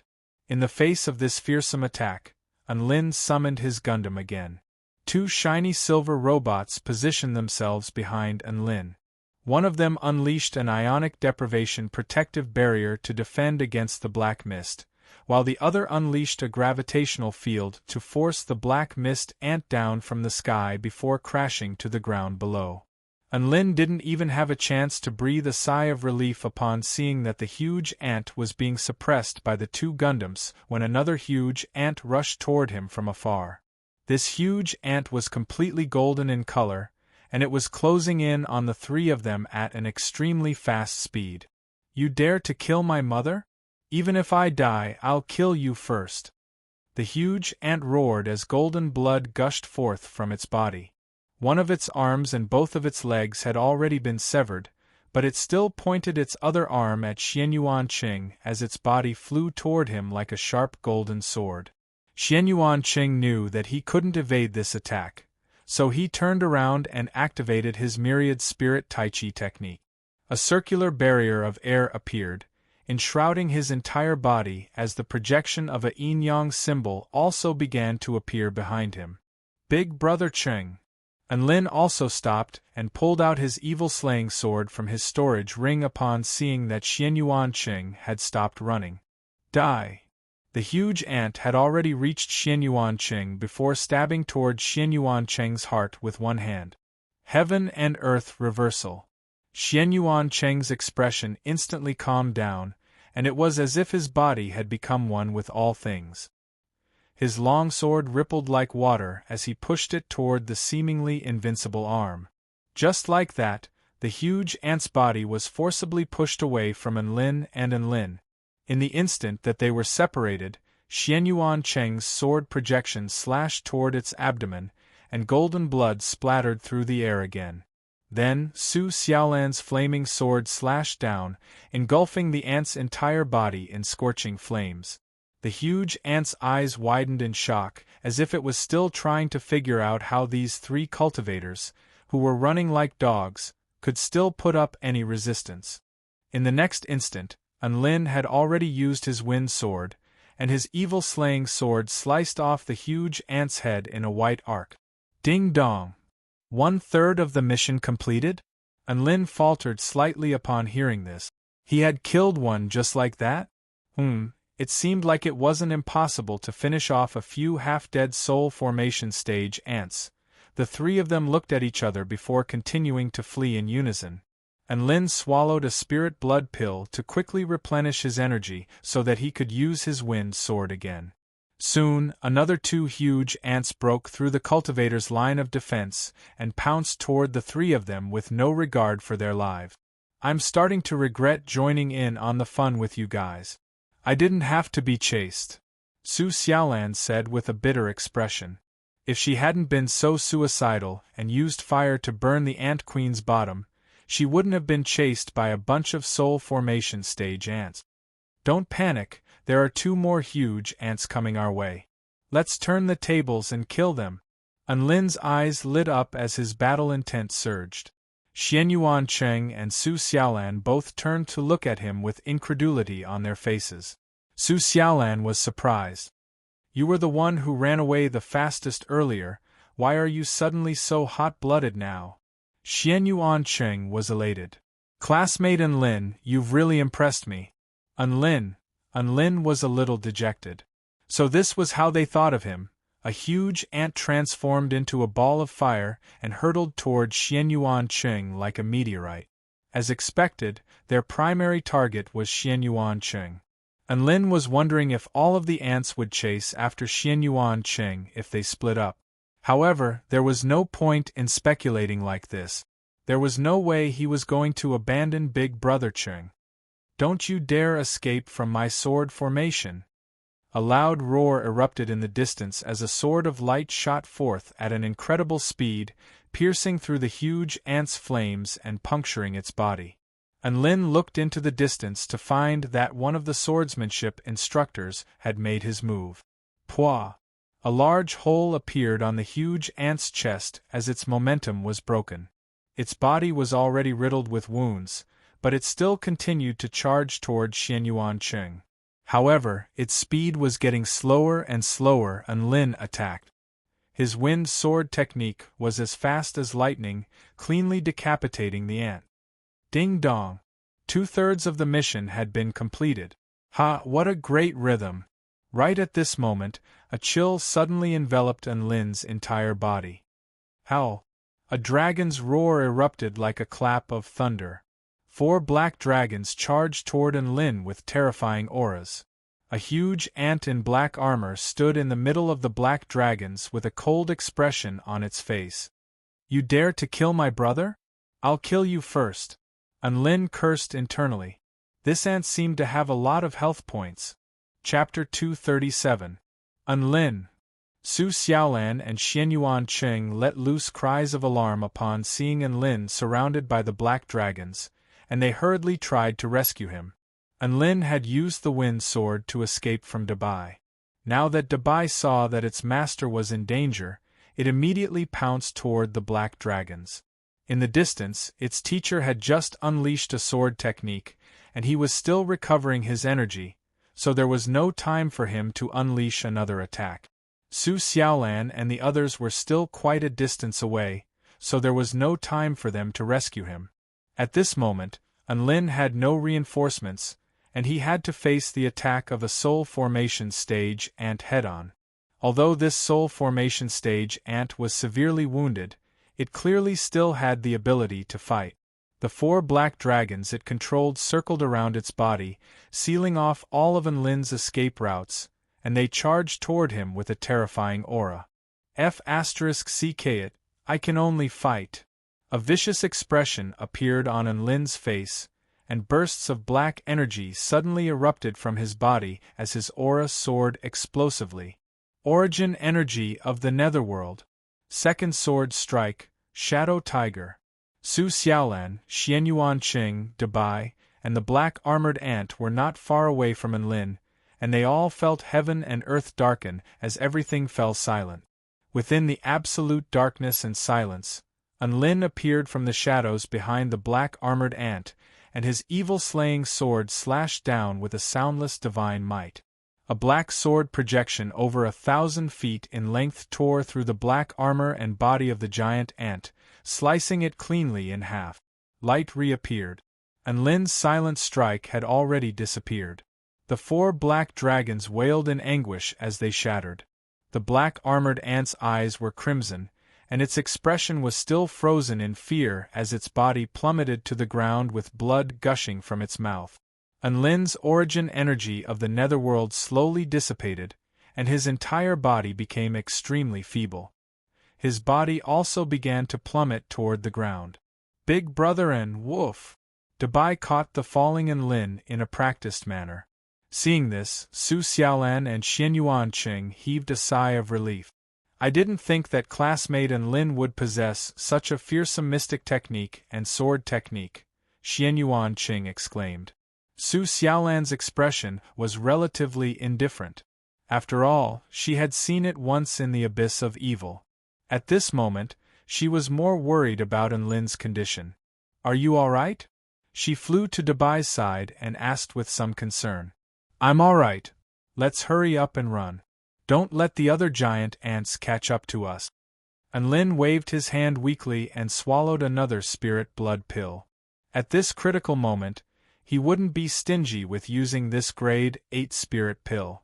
After all, saving his life was more important. Su Xiaolan and Xianyuan Qing nodded solemnly, protecting Enlin as they continued to escape. Ding dong! Congratulations, host, you have completed the mission. You will now advance to the second stage of the Wind Spirit stage. Instantly, countless cultivation method information, observations, and true intent began to flow into his body. The second stage of the Wind Spirit stage allowed him to materialize wings of wind, which would drastically increase his speed for a short period of time. It was both cool and practical, and it was much more useful than the first stage of the Wind Spirit stage. Enlin's eyes lit up, and he couldn't help but yell, "Ha ha ha ha! I'm a man with wings from now on." Su Xiaolan and Xianyuan Qing looked at Enlin with a peculiar expression. However, Enlin had always been very strange, so they didn't think too much of it and turned their heads away.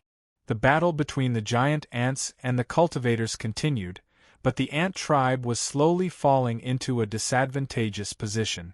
During this period of time, another giant ant broke through the cultivator's defensive line and pounced toward Xianyuan Qing, but it was slain by the sword immortal teacher who had been accompanying them this entire time. Sword of Four Extremes.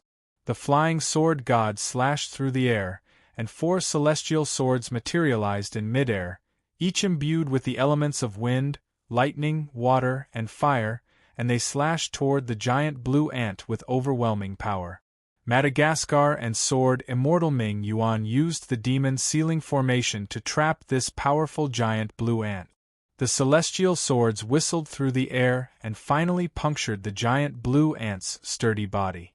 The elements of wind, lightning, water, and fire wreaked havoc on its body, as if they were trying to pulverize every inch of its skin. "You've killed the Queen Mother, so you can await the vengeance of the tribe leader. All of you will suffer a fate worse than death." The giant blue ant's enraged roar was accompanied by its powerful body, and it was completely reduced to nothingness by the power of the celestial swords. One after another, the giant ants fell. None of them chose to run. All of them chose to fight to the death. In the end, all of the giant ants were dead. Gundam 1 and Gundam 2 smashed the head of the black mist ant before using their dragon's breath to roast its body into charcoal. After scanning the ant and confirming that it had no signs of life, they decided to fly toward their master. Xianyuan Qing received news from his voice transmission talisman that the ant tribe had been wiped out. Only then did he decide to meet up with the flying sword god with Enlin and Su Xiaolan under the escort of another sword immortal teacher. This was an extremely brutal battle with over half of the total number of casualties. The teachers set up a healing array formation in an emergency, allowing the injured people to recover from their injuries in it. In this operation to kill the Ant Queen, 6 of the 10 Soul Formation stage teachers were injured and 1 died. Among the 100 elite spirit nurturing stage cultivators, over 50 were injured and 8 were killed. This was the first time Enlin had seen someone die around him, and he couldn't help but fall silent. Especially when he saw the homeroom teacher arrange their corpses together, he felt an indescribable sense of unease and trepidation in his heart. The corpse of one of his comrades couldn't be found anymore as it had been burnt to ashes by a huge ant. Another of his comrades didn't even have their heads left, leaving them as headless corpses. That powerful soul formation stage teacher was killed on the spot by the giant blue ant's punch, bursting his heart. Enlin didn't understand. They had clearly used the power of the hydrogen and nuclear bombs to their fullest extent, but they still paid such a heavy price. What would the situation be like if they didn't have the hydrogen and nuclear bombs? And Lin didn't dare to think about it. The flying sword god had also envisioned what would happen if the hydrogen and nuclear bombs failed. They would just have to kill the Ant Queen with all their might before retreating. However, the casualties would definitely be much more terrifying. The flying sword god placed the corpses of the dead cultivators into his storage ring before heading toward the epicenter of the nuclear explosion with the other teachers. There was still a thick cloud of smoke and dust. Although they weren't afraid of the radiation, they didn't get too close. Instead, they unleashed their divine senses to detect the Ant Queen's original location. Aside from its head, its entire body has been completely melted by the high temperatures, the flying sword god suddenly said. A hint of shock appeared on the teachers' faces. They were shocked that the Ant Queen's head was so hard. It was probably harder than all spirit tools in this world. They used immortal spells to drag the Ant Queen's head out. Although only its charred head remained, it was still as huge as a small mountain in the eyes of all the cultivators. The people who were carrying out the decapitation mission of the Ant Queen looked up at the Ant Queen's lifeless head and sighed in their hearts. This battle was finally over. Chapter 238. The abyss of evil was a place abandoned by sunlight. Eternal darkness was the main theme here. There was no time or vitality here, only the deepest sense of danger and deathly stillness. No one knew how deep the abyss of evil was. It was riddled with countless cracks of various sizes that intersected with one another. None of the people who explored the abyss of evil were able to reach the very bottom, and many of them died there. However, in the deepest part of the abyss of evil, light suddenly shone. This was an extremely gentle and all-encompassing light. If someone were to look directly at this light, they would feel as if they had fallen into another world. Countless powerful sinister devils and demons of 9 hells retreated, unable to even muster the courage to look directly at this light. The being that brought light to the abyss of evil was a man with long silver hair and a set of cold features in a starry robe. He was one of the most powerful emperors of the celestial court, and his full name was Heaven-Culminating Purple Micro-Polaris Emperor. Not only was he proficient in all types of immortal spells, but he also wielded the power of heaven and earth, and was well versed in the tribulations of the universe. Emperor Ziwei arrived at a certain place in the abyss of evil, and closed his eyes as he stood there silently. Time slowly passed by, and the abyss fell silent again. "Come out." After an indeterminate period of time, he suddenly spoke. His voice pierced through space and landed somewhere in the darkness. Ripples surged within the darkness. At some point in time, a dreamlike, inky black figure began to appear before Emperor Ziwei.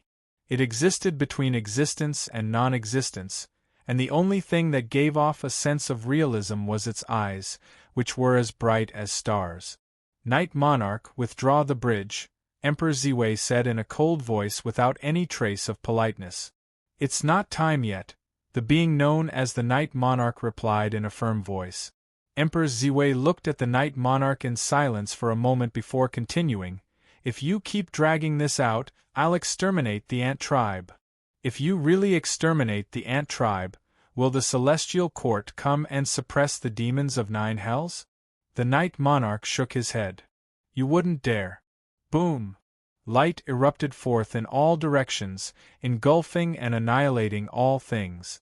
Rocks, sinister devils, demons of 9 hells, the atmosphere, everything within the space instantly disappeared, creating a circular space with a radius of over 10,000 feet. At the very center, Emperor Ziwei and the Night Monarch were still locked in a stalemate. The Night Monarch's expression did not fluctuate in the slightest as he looked calmly at the man before him. "The Ant tribe must give birth to a king. This is a necessary sacrifice. Otherwise, the kingdom of the 9 states will pay an even greater price in the future." Emperor Ziwei harumphed coldly. "There's no need for that. Don't forget that Her Majesty Nuwa is on the side of the Celestial Court. Goddess Nuwa liked humans, and she even created a new world and created new humans. However, she was not a human, Your calamity is the backlash of the entire continent. Given a tribulation of this level, don't you know what choice Mother Nuwa would make? If you can't even make this little sacrifice, how can you struggle in this world?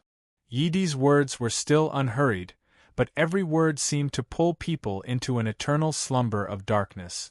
Emperor Ziwei closed his eyes, and the all-encompassing light around him also gradually faded. Like an ordinary man, he turned around and left in the darkness. I can't feed the king of the ant tribe with the flesh and blood of humans. Emperor Ziwei's body began to disappear into the darkness with this final sentence. Within the abyss of evil, the second wave of ant tribe swarms was destroying the defensive lines set up by the human cultivators. The cloud mist bridges had relatively weak defenses, and after the ant tribe broke through the human cultivators' defensive lines, they engulfed everything in their path. All of the human cultivators were drowned in the ant tide. At the base of the One Valley Immortal Sect, a huge chi-gathering spell formation enshrouded all of the cultivators. They stood on a huge mountain and unleashed immortal spells toward the ant tribe down below. This mountain was formed from an intermediate-rank spirit tool, so it was extremely sturdy. Even the teeth of the ant tribe couldn't bite through it. On the ground below, the ant tribe corpses were about to pile up into mountains, and blood flowed like rivers. At the same time, the ant tribe swarms were climbing higher and higher, like a wave that was becoming more and more turbulent. All of the cultivators knew that if this black wave reached the top of the mountain, then all of the cultivators below the spirit-nurturing stage would perish here. Lu Susu gripped her golden-glazed longsword and slashed out thin sword projections toward the ant tribe swarms down below. She was only of the 5th stage Dao body. Even though she was buffed by the chi-gathering spell formation, the sword projections were only able to leave small scratches on the surface of the ant tribe swarms. Even so, she gritted her teeth and continued to slash at the ant tribe swarms. She thought of her family members who had perished in the hands of the ant tribe swarms. She thought of Senior and Lin who had gifted her a longsword. She knew that she couldn't let these people down. She had to give it her all. The black wave was climbing higher and higher. Perhaps it wouldn't be long before she would also perish in the ant tribe swarms. A hint of disappointment appeared on Lu Susu's face. It was a pity that Senior and Lin's sword would be lost. The cloud mist bridge was the largest in the abyss of evil, and the ant tribe swarms here were the most terrifying. Not only were there huge ant tribe swarms crawling on the ground, but there were also flying ants flying toward them from the sky like a swarm of locusts. The Celestial Court stronghold was like a huge reef in the middle of the black wave, defending against the ant tribe swarms. A series of dazzling immortal spells bombarded the ant tribe swarms, causing the golden city walls to tremble under the onslaught of the ant tribe. The flying ants in the sky were like a swarm of locusts, charging toward the cultivators in a frenzy. Once they broke through the defensive line of immortal spells, they wouldn't hesitate to tear the cultivators on the city walls apart. In a battle like this, even teachers of the soul formation stage would be exhausted and injured. There were simply too many ant tribe cultivators. They weren't perpetual motion machines, and there was bound to be a moment when they had to stop unleashing immortal spells. The thousands of students present felt like they were about to collapse at any moment. They had never encountered a battle like this. Mountains of corpses and seas of blood, rivers of blood that caused the earth to change color. Death loomed over them, and they could be torn apart by the flying ants in the sky if they weren't careful. They couldn't stop, and they didn't dare to. They swallowed essence-replenishing pills, drank Maidong, and drank treasure kidney to force themselves to continue fighting. Perhaps they would transform during this battle, or perhaps they would fall into an eternal slumber here, at the One Valley Immortal Sect's defensive position. The ant tribe had already reached the mountain. They charged toward the crowd in a frenzy with their bloody mouths wide open. Lu, who shielded Lu Susu tightly behind him, but his body was also trembling uncontrollably. However, right at this moment, the frenzied ant tribe army suddenly stopped. Their eyes became blank and unfocused, and they were as still as statues. Rumble, the cultivators didn't stop attacking, and they continued to annihilate the ant tribe army on the mountain. Before they could figure out why the ant tribe army had stopped attacking, the ant tribe army began to move again in the next instant. The cultivators began to panic again, and they unleashed immortal spells toward the ant tribe army down below without any regard for their lives. Something strange happened at this moment. The ant tribe army suddenly didn't look like an army anymore. The army was orderly, and even the battle had a direction and a goal. But now, the ant tribe army had become chaotic and disorderly. They scurried around, trampled, and ran aimlessly in all directions. Some of them even attacked the giant ants around them, and some even ate their own comrades. All the cultivators looked on with their mouths agape at the sight of the ant tribe army collapsing. What's going on? Have they all gone insane? Lu Susu's bright eyes widened in disbelief. The ant tribe was bloodthirsty and gluttonous, but this was the first time she had seen giant ants that would even eat their own comrades. Although there were no giant ants targeting the cultivators on the mountain, they didn't stop attacking in fear that the ant tribe army would suddenly return to order. At the heavenly court's base, when everyone saw the disorderly ant tribe army, cheers of joy erupted from the city walls. The Ant Queen was the conscious controller of the ant tribe army on the front lines. There was only one reason why the ant tribe army had fallen into chaos, and that was because the Ant Queen was dead. The mission to decapitate the Ant Queen was a success. At the same time, their large-scale battle against the ant tribe army had officially begun. Chapter 239. The ant tribe fell into chaos and began to scatter aimlessly. Without a collective consciousness, the ant tribe army was like a bunch of loose sand that posed no threat. They couldn't even collectively retreat and could only move based on their primal instincts. It was then that the cultivators began their counterattack. One formidable immortal technique after another bombarded the fleeing giant ants, causing blood and minced meat to splatter about. Soon, the ant tribe's corpses covered the ground at the edge of the abyss of evil. The battle line slowly moved toward the white sand plains. After a while, the wave of ant tribe was completely annihilated by the cultivators. Scorching flames burned the ant tribe's bodies like a fire dragon circling the abyss of evil, swallowing the last of their existence in this world. Just like that, the ant tribe army of hundreds of thousands was destroyed by the cultivators of the celestial court and the heavenly river state. Although the cultivators had won this battle, they didn't leave. Instead, they fortified their stronghold in preparation for the next battle. As long as the Black Mist Bridge wasn't destroyed, they had no reason to leave. Anlin rode Dabai back to the stronghold set up by the celestial court. As soon as the 100 or so cultivators returned, the students in the stronghold cheered loudly. This was to congratulate the heroes who had successfully carried out the decapitation mission and infiltrated the enemy's territory. Anlin waved at the students on the Golden City wall and landed among them. Big brother, and you guys killed the Ant Queen. Tell me, what did the Ant Queen look like? Miao Tian ran over and grabbed onto Anlin's arm as she asked eagerly. She was dressed in a pink dress and seemed to have just taken a shower after the intense battle. Water droplets were still clinging to her short, black hair, making her appear fresh and adorable. Luo Ziping, Sun Xinglian, and Zhong Yongyan also gathered around with curious expressions. What else could the Ant Queen look like? It looked like an ant. Anlin shook his head. The battle was too intense at the time and I didn't have time to take pictures. Then how did you kill the Ant Queen? The ant tribe's nest is like a dragon's lair and a tiger's den. It must have been difficult to kill it, Zhong Yongyan said as he waved his fan. I threw a hydrogen bomb and a nuclear bomb to kill the Ant Queen, Anlin replied honestly. Pada! Zhong Yongyan's hand trembled, and his fan fell to the ground in fright. Miao Tian. Luo Ziping, Sun Xinglian blinked. Nuclear bombs on ants? Anlin nodded. The Ant Queen is no ordinary ant. She's as big as a mountain, and her eggs are as ferocious as a mudslide. She lays hundreds of giant eggs at once.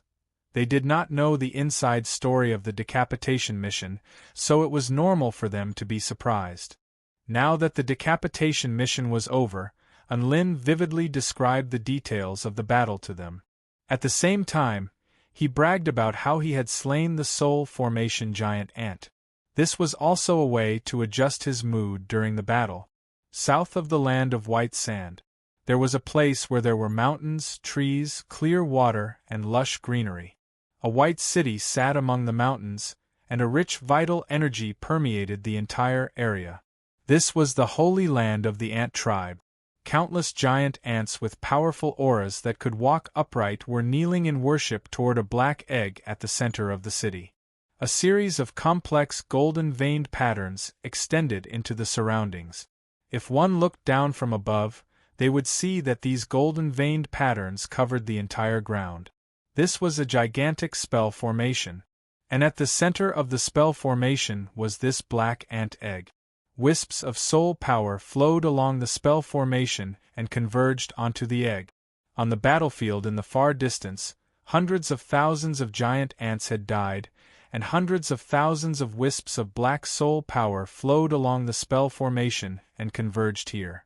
As for the cultivators who had died to the giant ants, their soul power was white in color, and it also flowed along the spell formation and converged here, merging into this tiny egg. No one knew what kind of existence was being nurtured within this egg, but the ant tribe referred to it as the king. Tribe leader, the two ant queens have already begun to move toward the abyss of evil with over 1 million ant soldiers following them. A huge white ant half knelt on the ground as it reported respectfully to the giant ant before it.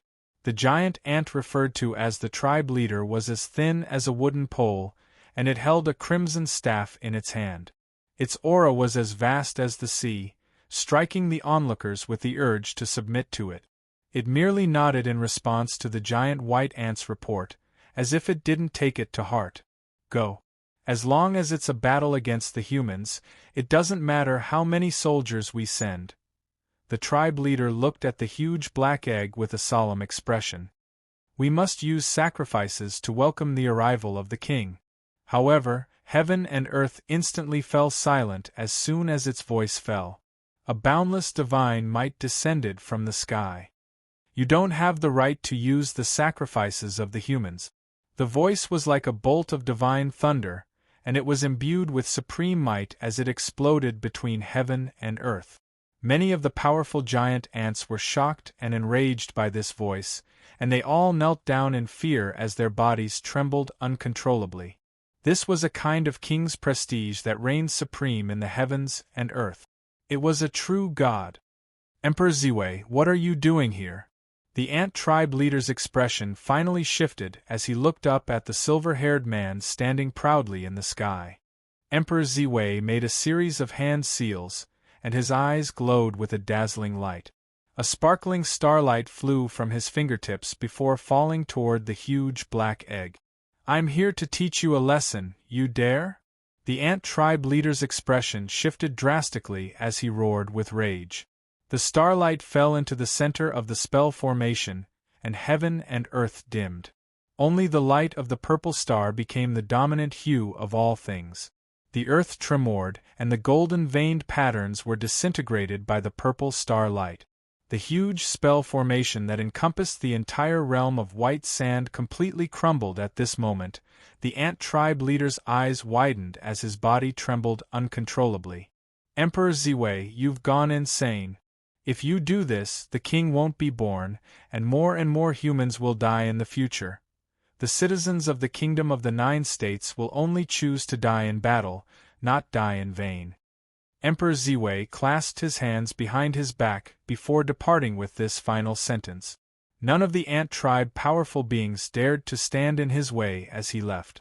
In the deepest part of the abyss of evil, within the chaotic darkness, a faint sigh traveled over with a hint of exasperation and emotion. So be it within the abyss of evil. The black fog bridge was like a floating cloud in the sky, gradually disappearing. All of the cultivators from the various sects were dumbstruck by the scenes unfolding before their eyes. At the celestial court base, all of the students and teachers also stared at the scenes unfolding before their eyes with different expressions. Some were shocked, some were confused, some were excited. It wasn't until Emperor Ziwei's message arrived from Sword Immortal Ling Zhao's voice transmission talisman that a sense of joy welled up in everyone's heart, and they even began to cheer. The Black Mist Bridge had completely collapsed, and the Ant Tribe's plan had come to an end. They had succeeded. All of their tense nerves could finally relax. Many students collapsed to the ground with bloodshot eyes, but some of them were chortling with glee. They had won this battle. Among these students, some had already left for good, but most of them had experienced the most important transformation in their lives during this battle. This special defensive battle was recorded in the history of Xiaoxian United University. Of the 10,000 students and 100 teachers who had participated in the battle, 376 students and 2 teachers had perished in this battle. This was not a very eye-catching statistic among all of the major events in the history of the university, so it didn't attract much attention. However, this year's extraordinary event was only just beginning. Chapter 240. In the One Valley Immortal Sects camp, Lu Susu stared blankly at the white desert in the distance. There was a white bandage wrapped around her abdomen, and a certain part of the bandage was dyed red like a blossoming plum blossom. She had been accidentally stabbed by a giant ant when she stepped onto the white desert in pursuit of the ant tribe. Now that the Black Mist Bridge had been destroyed, the Celestial Court had sent word that the battle was over. She and her father would probably have to leave this place soon. Maple City was already a dead city, and they probably wouldn't be going back anytime soon. Where should they go? After successfully defeating the ant tribe army, she and her father had avenged their family. Their hearts were at peace, but they didn't know what to do next. She gripped the long sword in her hand tightly, and her pale little face was filled with melancholy and bewilderment. After a long while, a figure flew over from the sky. Lu Susu looked up and her entire body trembled. The melancholy on her face suddenly disappeared as she exclaimed, "Senior Enlin!" "Hi, Lu Susu." Enlin's expression was still as easygoing as ever. Lu Susu saw that there was an extremely beautiful woman standing beside him. This woman had a refined and noble air about her that inspired awe and veneration. "Haha, Enlin, you're a senior now?" The woman poked Enlin's back with a smile that was as affectionate as a girl next door. "Ahem. I'll give you some face," Enlin said in a low voice. "This is my friend Su Xiaolan, and this is Lu Susu, whom I met in Maple City." "Hello, Senior Su Xiaolan," Lu Susu greeted with an obedient and respectful expression. Su Xiaolan didn't think she would become a senior too. She was taken aback for a moment before nodding in greeting. "Hello, Lu Susu." Enlin noticed that Lu Susu's abdomen was injured and immediately handed a spirit blood pill to her. "Take this and eat it." "It's all right, Senior Enlin. My wound has been bandaged and I'll be fine in a few days. If I tell you to eat, just eat." Lu Susu held the pill in her hands as she gazed at the man in front of her. Seeing the serious expression on the man's face, she bit her lip and swallowed the pill as she was told. "Where is your father?" "He's in the refining room of the camp. He said that he's going to forge a set of armor." "Oh." Enlin nodded and smiled. "The battle is over. What do you plan to do next?" Lu Susu lowered her head and shook her head. "I haven't decided yet. Your family and sect are gone. Why don't you join the One Valley Immortal Sect?" Enlin suggested while stroking his chin. Lu Susu's eyes widened. "But my father's and my aptitude." "It's fine, we'll go through the back door," Enlin interrupted. Lu Susu, Su Xiaolan. Thus, they found Elder Ji Yenling of the One Valley Immortal Sect. Meeting again after a year, Ji Yenling had matured quite a bit. Although her body was still a bit frail, the determination and clarity in her eyes gave one a sense of security. She was ecstatic to see Enlin and Su Xiaolan again. They were comrades who had gone through thick and thin together in the abyss of evil, so they chatted about recent events with one another. Enlin suggested that Lu Susu and Lu Hu join the One Valley Immortal sect, and Ji Yanling agreed without even thinking about it. She had opened the back door without any hesitation. Lu Susu was so scared that tears welled up in her eyes, and she immediately bowed to express her gratitude. She didn't know who to thank, but she just had to thank each of the seniors. Ji Yanling was still wearing the crystal that had already dimmed. She had chosen to remember some things, and this was actually quite a good thing. Enlin could tell from their conversation that she had already pulled herself together, which was exactly what Wang Lu wanted to see. After staying together for a while, Enlin and the others set off to leave. Cultivate hard and improve every day. Enlin waved goodbye. Yes, Senior Enlin, I'll do my best, we'll meet again. Lu Susu nodded earnestly. After flying into the sky, Su Xiaolan couldn't help but ask Enlin, tell me the truth, why are you so nice to Lu Susu? Because Big Brother and wants to have a harem. Dabai interjected. Bam! Dabai's head was immediately hammered by Enlin.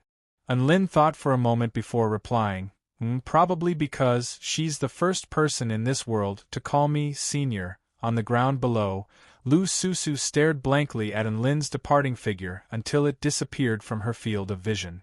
The end-of-year examinations had concluded, and Enlin had 10 days to recuperate before returning to the Celestial Court.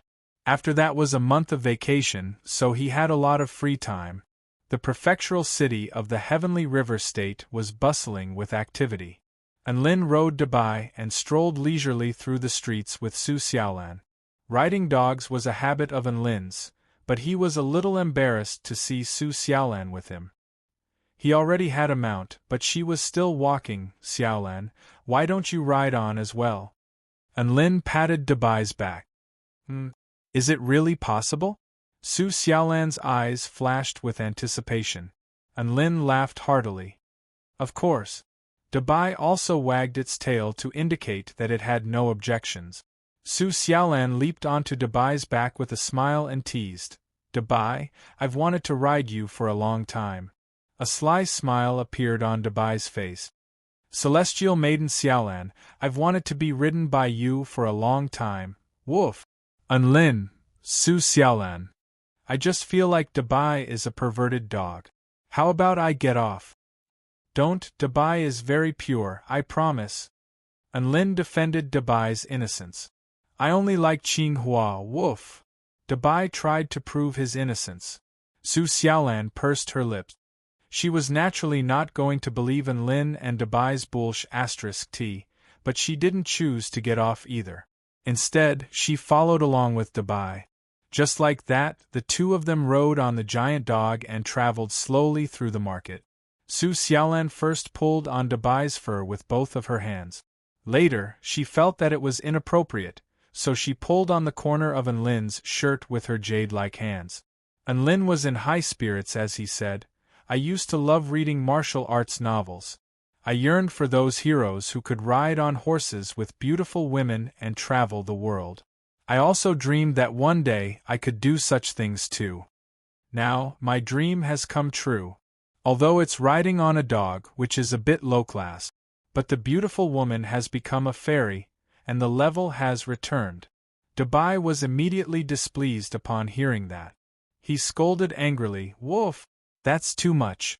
You're abandoning your brothers just to chase after girls?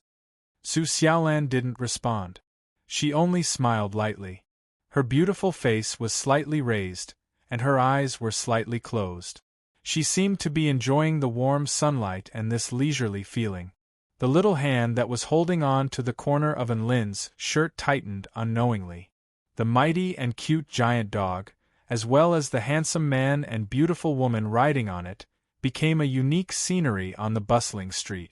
For Enlin and Su Xiaolan, who were riding on the dog, this beautiful and bustling city was also a unique scenery worthy of commemoration.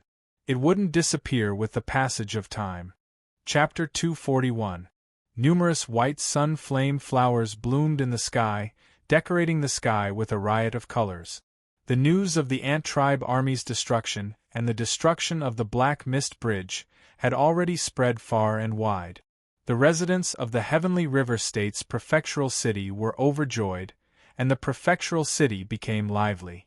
Enlin and Su Xiaolan wandered through the bustling streets and ate a lot of delicious local food.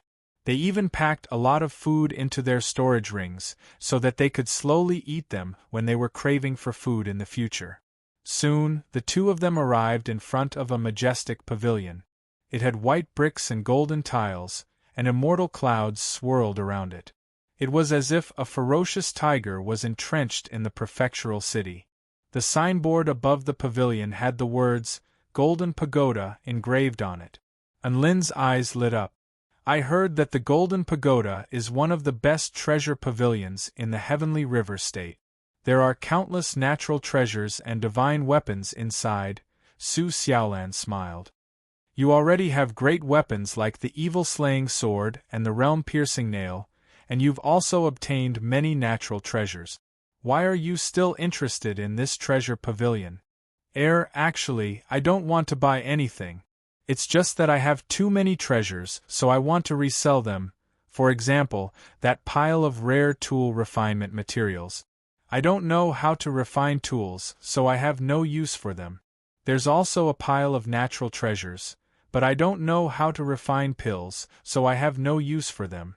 There's also a high-rank spirit tool, 2 middle-rank spirit tools, 9 elementary-rank spirit tools, and a bunch of random things in the Heavenly Cloud Palace's Grand Elder's storage ring.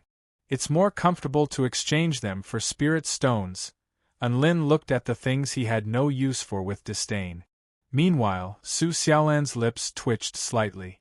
She felt that it was very tiring to talk to this kind of person. It was as if she had become a pauper. The two of them got off the dabai and walked into the Golden Pagoda. They had to pay an entrance fee of 200 spirit stones to enter. This prevented many people who were simply here to watch the show. Those who could enter usually had a certain level of status. "Fellow Taoists, I'm Huang Shi, a shopping guide here. May I know what you'd like to buy?" A refined young man walked over. When he saw Su Xiaolan, a trace of envy flashed through his eyes, but his expression quickly returned to normal, and he cupped his hands respectfully to the two of them. Enlin waved his hand and said, "Oh, I'm not buying anything for now. I want to sell something here." Huang Shi sized up Enlin. His aura was ordinary, so his cultivation level shouldn't be high. He was wearing plain white clothes and didn't have any valuable accessories on him. After a brief analysis, Huang Shi couldn't help but cup his hands and remind Enlin, "Although Golden Pagoda accepts treasures at a fair price, we only accept tools that are mid-grade magic tools and above. As for medicinal pills and natural treasures, we only accept spirit grade and above. We don't accept items that are too low grade." Enlin said, "Oh, I don't have a magic weapon." Huang Shi frowned slightly. "That's too," Enlin said. "I'll sell these spiritual weapons first." Huang Shi, more than 10 spirit artifacts? Even a medium-sized immortal cultivation sect wouldn't have that much money even if they searched through the entire sect. Huang Shi's face twitched slightly. He tried his best to remain calm and said, "All right, fellow Taoist. Please follow me." Although Enlin didn't look like a rich person, Huang Shi was still very professional. He forcefully suppressed his annoyed mood and led the way. He had already thought it through. If Enlin dared to trick him, he would definitely beat up Enlin so badly that even his mother wouldn't be able to recognize him. Huang Shi led Enlin and Su Xiaolan into an elegant room and introduced them to the two old men. "Fellow Taoist Enlin, these are our Golden Pagoda's treasure appraisers, He Mu and Lu Hua." Both He Mu and Lu Hua looked like white-haired old men. Their eyes were deep and spirited, and they gave off a feeling that they had seen the vicissitudes of the world and were extremely experienced. Their appearances aren't bad, Enlin secretly praised them in his heart. "Little friend, are you planning to sell spiritual weapons?" Mu looked at Enlin. From his appearance and temperament, he could tell that Enlin was very young. It was rare for this kind of person to have good treasures. Thus, there was a hint of doubt in Mu's voice. Enlin knew that these two elderly men were quite renowned in the prefectures of the Heavenly River State and that they were fair and trustworthy people. Thus, he didn't take any precautions and tossed out all 12 spirit tools at once. The fluctuations of the spiritual weapons instantly filled the entire space. They flickered with dazzling light and their materials were extremely gorgeous. Mu and Luhua both took a deep breath and widened their eyes as they stared at the tools that were casually piled on the ground. Without a doubt, these were all spiritual weapons. Moreover, their quality wasn't low. There was also a look of shock on Huang Shi's face. Even though he had mentally prepared himself, he was still given a fright when he saw Enlin toss out so many spirit tools from his storage ring as if they were rocks. I don't want these artifact refining materials, as well as the natural treasures. Anyway, I don't know how to refine pills or artifacts. As he spoke, Enlin continued to toss out the items from his storage ring. Piles of artifact refining materials were tossed out like scrap metal, and the natural treasures were piled together like Dubai's vegetables. They emitted a strong fluctuation of spiritual items. Mu and Luhua looked at each other and swallowed a mouthful of saliva. Could this be King Crown Prince or the successor of one of the 4 great sects who took things too hard and came to sell his family's property? The corner of Huang Shi's mouth twitched. Luckily, he didn't say any contemptuous words earlier. Otherwise, even his face would have been slapped swollen. I'll sell these for now. Calculate how much it's worth. Enlin clapped his hands and looked as if he had been relieved of a heavy burden. He even let out a light sigh of relief. When Huang Shi saw Enlin's expression, his chest tightened. He really wanted to roar in anger. What's with that look of disdain? Will these treasures bite you? As expected, Mu and Luhua were professionals. They quickly got into the zone and started to take inventory of the treasures. They could tell the pros and cons of each treasure, judge its quality, and state the price to purchase it. If Enlin wasn't satisfied with the price, he could choose not to sell. Golden Pagoda had several thousand years of history in Heavenly River State, so its reputation went without saying. Moreover, these 2 old men had sharp eyes and were experienced. They could write an 800-word essay about a treasure, and they could even describe it in an eloquent manner. Just like that, after a long time, the price was announced. It was a total of 3,050,000 spirit stones.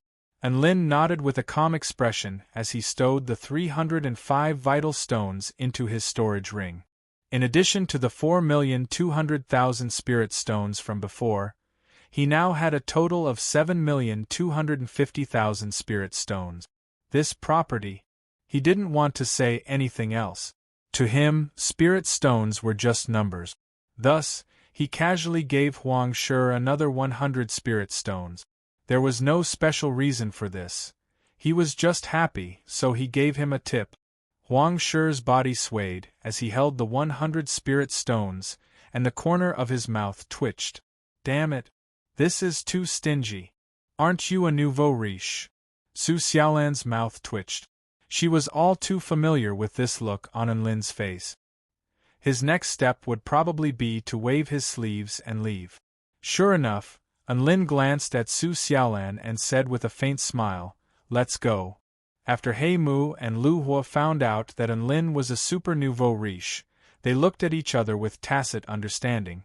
There were some things that they had to do according to the rules, but there were some things that they could use to generate additional income. Luhua looked at Enlin, who was about to leave, and asked, "Fellow cultivator Enlin, please wait. Are you interested in taking a look at the ancient artifacts that Golden Pagoda has collected?" Enlin's footsteps paused, and he curiously asked, "What's so interesting about the ancient artifacts?" Luhua smiled mysteriously. If you're fated with those ancient artifacts, you can even take them away, really?" Enlin's eyes lit up. He didn't expect that Golden Pagoda would actually have this kind of activity, and his interest was instantly piqued. One had to know that the ancient artifacts in the Kingdom of the Nine States weren't just objects for display. Rather, they were objects that contained ancient energy fluctuations. Some of them contained mysterious cultivation methods, some had some special abilities, and some even hid some shocking secrets. It could be said that they were all very valuable things. Fellow Cultivator and Lin, please follow me. Lu Hua smiled faintly and led the way. Lin nodded and followed behind Lu Hua expectantly. Su Xiaolan frowned slightly, but she didn't say anything. He Mu and Huang Shi calmly followed behind the two of them. However, they were inwardly overjoyed. This fat fish had finally taken the bait. Chapter 242. Under Lu Hua's guidance, Lin and Su Xiaolan arrived at a place called the Heavenly Artifact Divine Altar. On the ancient stone altar, artifacts were floating in the air, shrouded in white light. A few luxuriously dressed cultivators were standing on the stone altar and looking at the artifacts. Their expressions were either contemplative or exploratory. Our Golden Pagoda has a history of several thousand years. Up until now, we have only collected 35 ancient artifacts. Every artifact here is priceless, and they are all waiting for their fated owners, Lu Hua explained with a smile. Lin looked at the artifacts floating in the air. He was quite excited and started to walk toward the stone altar. Right at this moment, a beautiful woman in a red Taoist robe who possessed a noble bearing and a gorgeous appearance spoke abruptly. Brother Zhong, I want to refine and absorb this treasure. An elder on the stone altar nodded. He used a special technique to open the white light and handed the artifact to the red-robed woman. That elder is the guardian of our artifact. His name is Old Zhong. That woman is the second princess of the Flaming River Imperial family of the Heavenly River State, Yan Meng, Lu Hua introduced. Lin was slightly surprised. The Flaming River Imperial family was one of the 9 sovereigns. He didn't expect that a member of the Imperial family would also come here to try their luck. The ancient artifact that Yan Meng chose was a simple and unadorned golden shuttle. She tried her best to refine this golden shuttle, but it didn't react at all. Only that ancient energy continued to create faint ripples in the air. Lu Hua smiled and said, "To be called an ancient artifact, it must be an artifact with a spirit. It will only choose the owner that understands it the most. Using brute force to refine it will have the opposite effect. If we erase the artifact's spirit, it will directly become useless. In any case, it still depends on fate." Humph, what rubbish is this? Yan Meng put down the golden shuttle unhappily. Then, she took out a primordial stone from her storage ring and handed it to Old Zhong. Then, she continued to choose among the ancient artifacts. Seeing this, Lu Hua shook his head. Then, he turned to look at Lin and smiled. "Lin, do you want to give it a try? As long as you pay a primeval stone, you can choose any of the relics to refine." Lin nodded. 10,000 spirit stones per attempt was not a lot of money to him with his current wealth. The key was still the success rate. Lu Hua looked at Lin with an indifferent expression, but in his heart, he was happily thinking about how much this fat fish would cost. Only the truly wealthy could enter this place. At the same time, it was also a slaughterhouse for the wealthy. It would be best if Lin was a fool with a lot of money and tried all 35 ancient artifacts at once. That way, Golden Pagoda would have an income of 350,000 spirit stones. He would also receive a commission of 35,000 spirit stones. Just thinking about it made him feel elated. Lin, just try it once or twice. Don't waste your money. Su Xiaolan was afraid that Lin would go overboard with his money, so she began to remind him through voice transmission. "Don't worry, I'll try the difficulty first." Lin nodded and gave Old Zhong a primeval stone. Then, he started to walk toward the floating ancient artifacts. Including Lin, there were only 3 people choosing the ancient artifacts on the stone altar. Apart from Yan Meng, There was also a middle-aged man with purple beast skin wrapped around his body. He was also seriously examining the ancient artifacts in the air. Anlin looked through the white halo and saw the artifacts inside. The first artifact was an ancient book. He thought about it. Although knowledge could change one's fate, if he couldn't understand the ancient words and couldn't decipher them, then wouldn't his efforts be in vain? Thus, he chose to ignore this.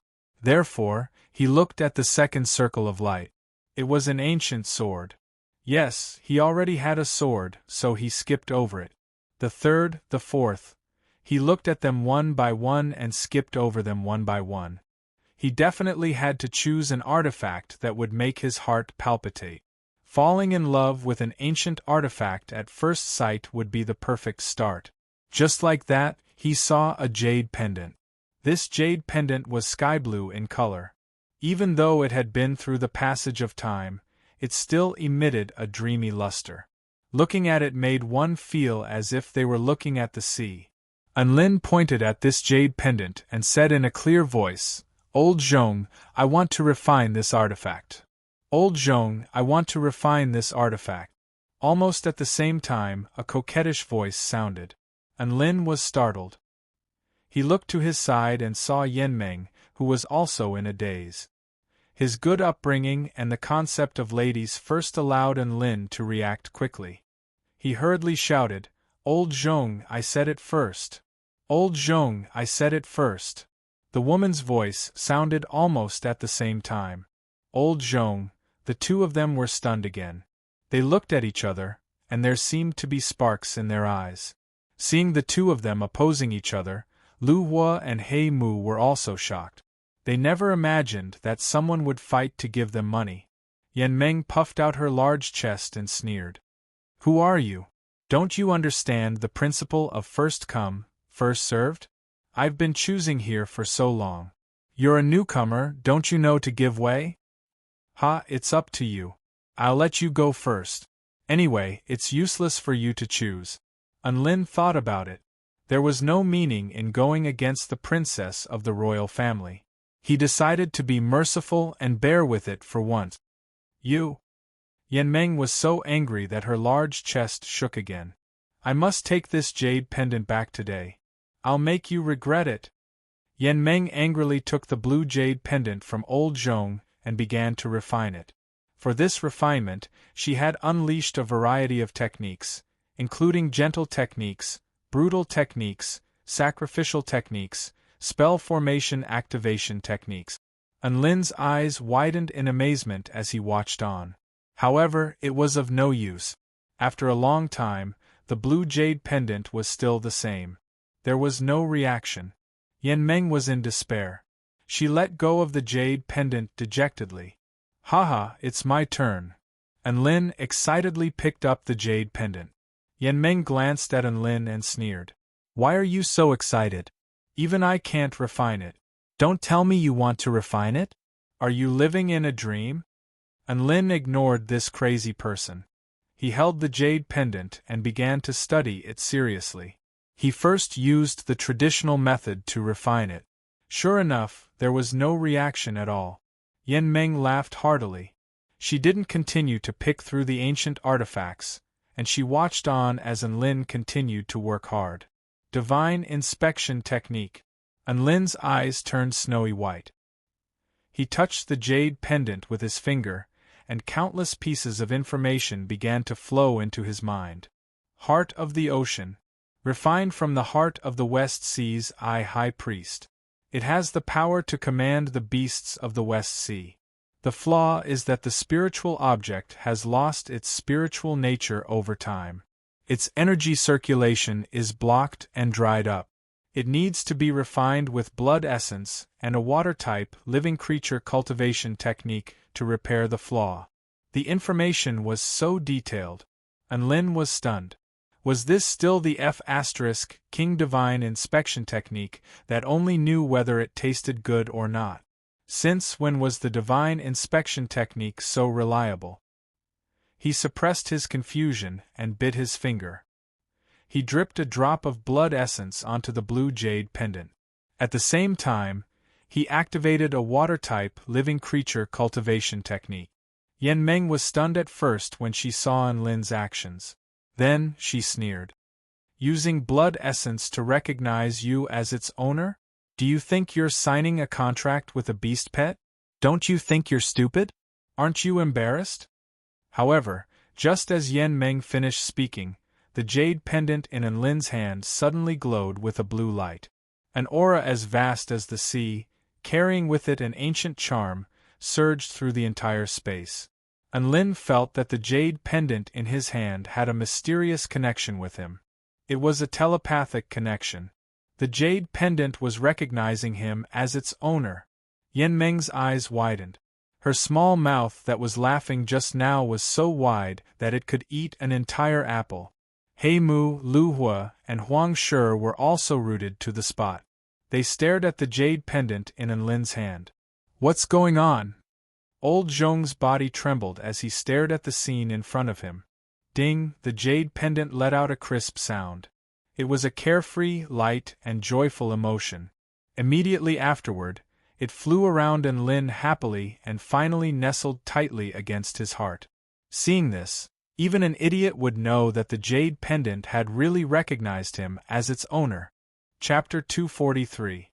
The blue jade pendant flew back into Enlin's hand, exuding a faint coolness. I've successfully refined the heart of the ocean, so it's mine now? Enlin asked with a smile. Yan Meng covered her mouth, still in a daze. How is this possible? She muttered. He Mu, Lu Hua, and Huang Shi were still in shock and forgot to speak.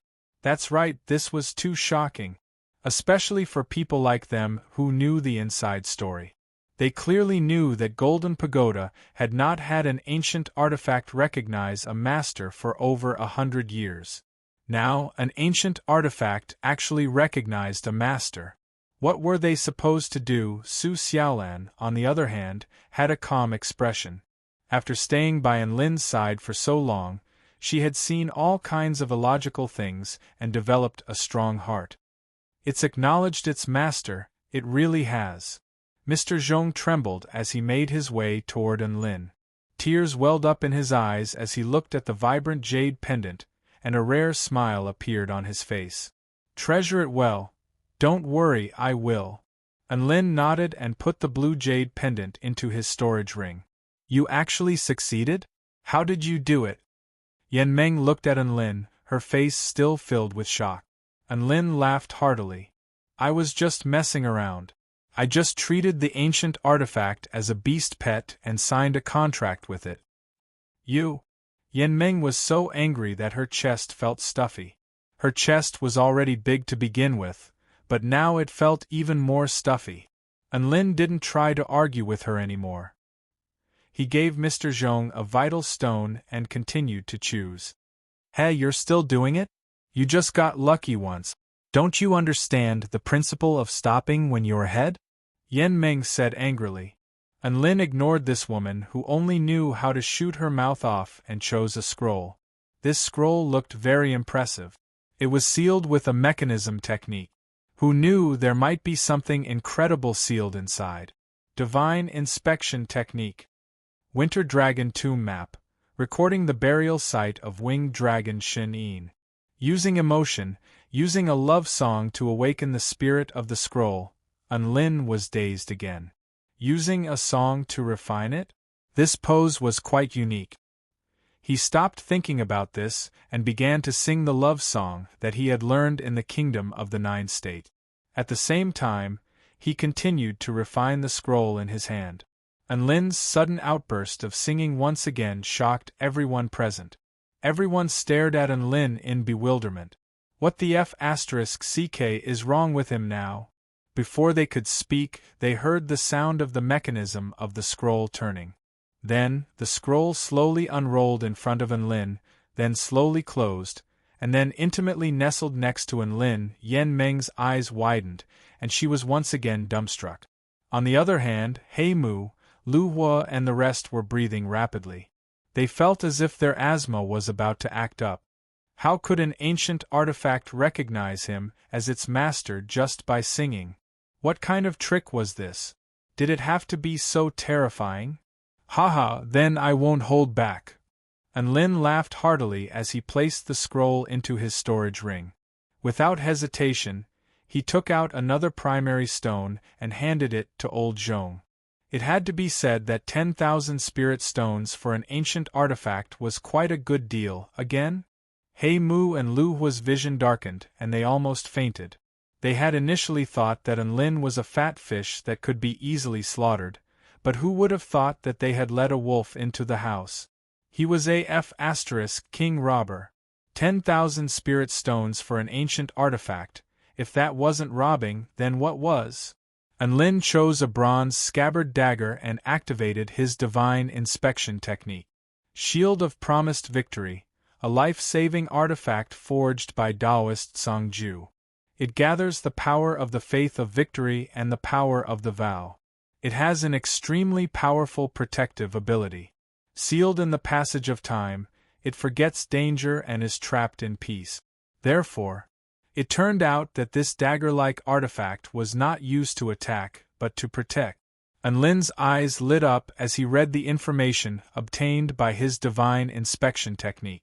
A powerful and violent refinement power was released from his hand. A moment later, he tossed the dagger into the air and drew his evil-slaying sword.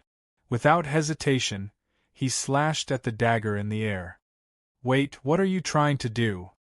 This time, even Mr. Zhong was startled, and he yelled anxiously. An ancient artifact was extremely precious.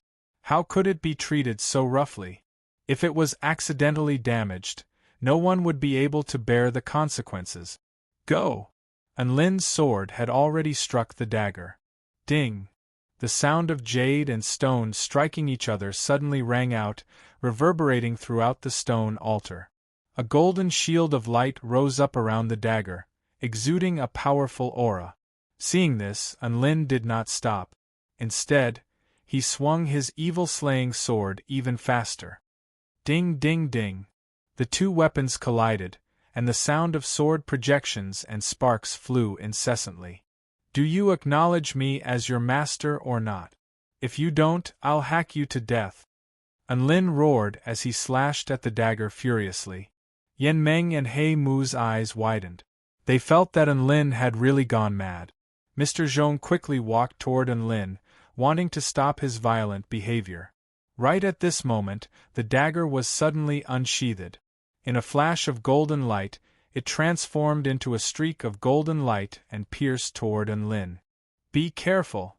Seeing this, Su Xiaolan's expression finally changed drastically. However, Lin seemed to have sensed something and extended 2 fingers. With a crack, his fingers caught the white blade. You need to be taught a lesson. Piss off! Lin spat in disdain. The dagger nodded obediently and flew back into its scabbard. Then, it floated happily beside Lin. Mr. Zhong, He Mu and Lu Hua, Su Xiaolan. Yan Meng's body swayed, and she shook her head repeatedly. It's fake, it's all fake. Huang Shi scratched his face with both hands. Heavens, weapons can be refined like this? What did I do wrong? Why did you have to show me this? Lin ignored everyone's expressions and put away the dagger. He excitedly took out another source stone and handed it to Mr. Zhong. He looked like he was itching to try it out. Mr. Zhong's mouth twitched, and he stared at the source stone in front of him. Fear actually rose in his heart. Yes, the man in front of him terrified him. He used special methods to refine ancient artifacts time and time again with irresistible force. This was really too terrifying. Although it was a good thing that the ancient artifacts weren't covered in dust, he felt that if this man continued to fool around, Golden Pagoda would probably go bankrupt. Just as Mr. Zhong was thinking about how to reject Lin's source stone, the entire space suddenly trembled. Following this, the remaining 32 ancient artifacts suddenly released a powerful ripple that spread out in all directions. That was the power and will of the ancient era. This kind of will didn't need to speak to make people understand what they were trying to convey. Yes, everyone present clearly understood the emotions they were trying to express. There was only one sentence, and that was, "Choose me, choose me, choose me." Just like that, everyone was stupefied. They were all so shocked that they couldn't speak. The master of Golden Pagoda, who had hurried over after sensing the commotion, was also dumbfounded. After seeing fellow Taoist and Lin refine the artifacts to his liking time and time again, after seeing his companions, who had been silent for a long time, meet their soulmates and be taken away, these ancient artifacts finally reached a climax. Thousands of words converged into one sentence: "Choose me! Choose me! Choose me!" He Mu and Lu Hua trembled and looked at Lin as if they were looking at a monster. What kind of person had they recruited? If this continued, Golden Pagoda's money tree would be snatched away by Lin. They didn't know whether Golden Pagoda would go bankrupt, but they were definitely going to go bankrupt. Chapter 244. Speaking of which, are you going to accept these primordial stones? Lin scratched his head and looked at old Zhong, who was in a daze. He pointed at the ancient artifacts on the stone platform and continued, "Hurry up, they can't wait any longer, they really want them, they want them? You want them even more?" Old Zhong's chest tightened, and he felt like he was about to have a heart attack. He hurriedly turned his pleading gaze toward Pavilion Master Luo, who had just run over.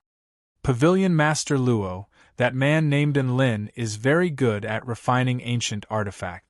He has already taken 3 of them. If this continues, I'm afraid that all the artifacts will be taken away by him. Lu Hua hurriedly transmitted his voice to Pavilion Master Luo. Pavilion Master Luo's heart ached when he heard this. Normally, they might not be able to find even one ancient artifact even after several decades, but now, he had already taken away 3? No, he must be stopped. Ha ha! I am Golden Pagoda's Pavilion Master, Luo Baiyu. Congratulations to fellow Taoist and Lin for obtaining the ancient artifact. Pavilion Master Luo walked over with a smile and a gentle expression on his face as he cupped his hands and congratulated Lin. When Lin heard that the boss of this store had arrived, he respectfully returned the greeting. Pavilion Master Luo didn't beat around the bush and went straight to the point. Since fellow Taoist and Lin has already obtained a few ancient artifacts, why don't you stop here? To tell you the truth, this activity of selecting ancient artifacts is one of Golden Pagoda's specialties. At the same time, it is also one of our main sources of income. It's a good thing that fellow Taoist and Lin is fated with these treasures, but Golden Pagoda has spent thousands of years to find them here. This is also a kind of hard-won fate. Most importantly, we don't want our source of income to be cut off by others. Lin blinked. He didn't expect the other party to be so straightforward. Since the other party had shamelessly admitted it, how was he supposed to respond? You previously said that the ancient artifacts belong to the fated, but now you're going back on your word. Aren't you afraid that I'll spread the news that you're treating it as a money tree? Lin thought for a moment and decided to refute. We can make a new rule. One person can only take away 3 ancient relics at most. I believe that apart from fellow Taoist and Lin, who is a heaven-defying genius, anyone else who can refine one of them would be able to boast about it for 100 years. Naturally, they wouldn't mind this restriction too much. Pavilion Master Luo's tone was still gentle and calm as he continued, I believe that with this, even if this matter were to spread and Golden Pagoda's reputation would be affected, others would still be able to understand. Of course, this is only a last resort. I still hope that fellow Taoist and Lin can resolve this matter peacefully with us. This way, everyone will be happy.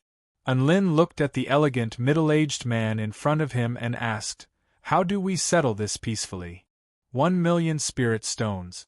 Let's just forget about this matter. Golden Pagoda can only offer this much. Fellow Taoist and Lin, there's no need to haggle, Pavilion Master Luo said with a smile.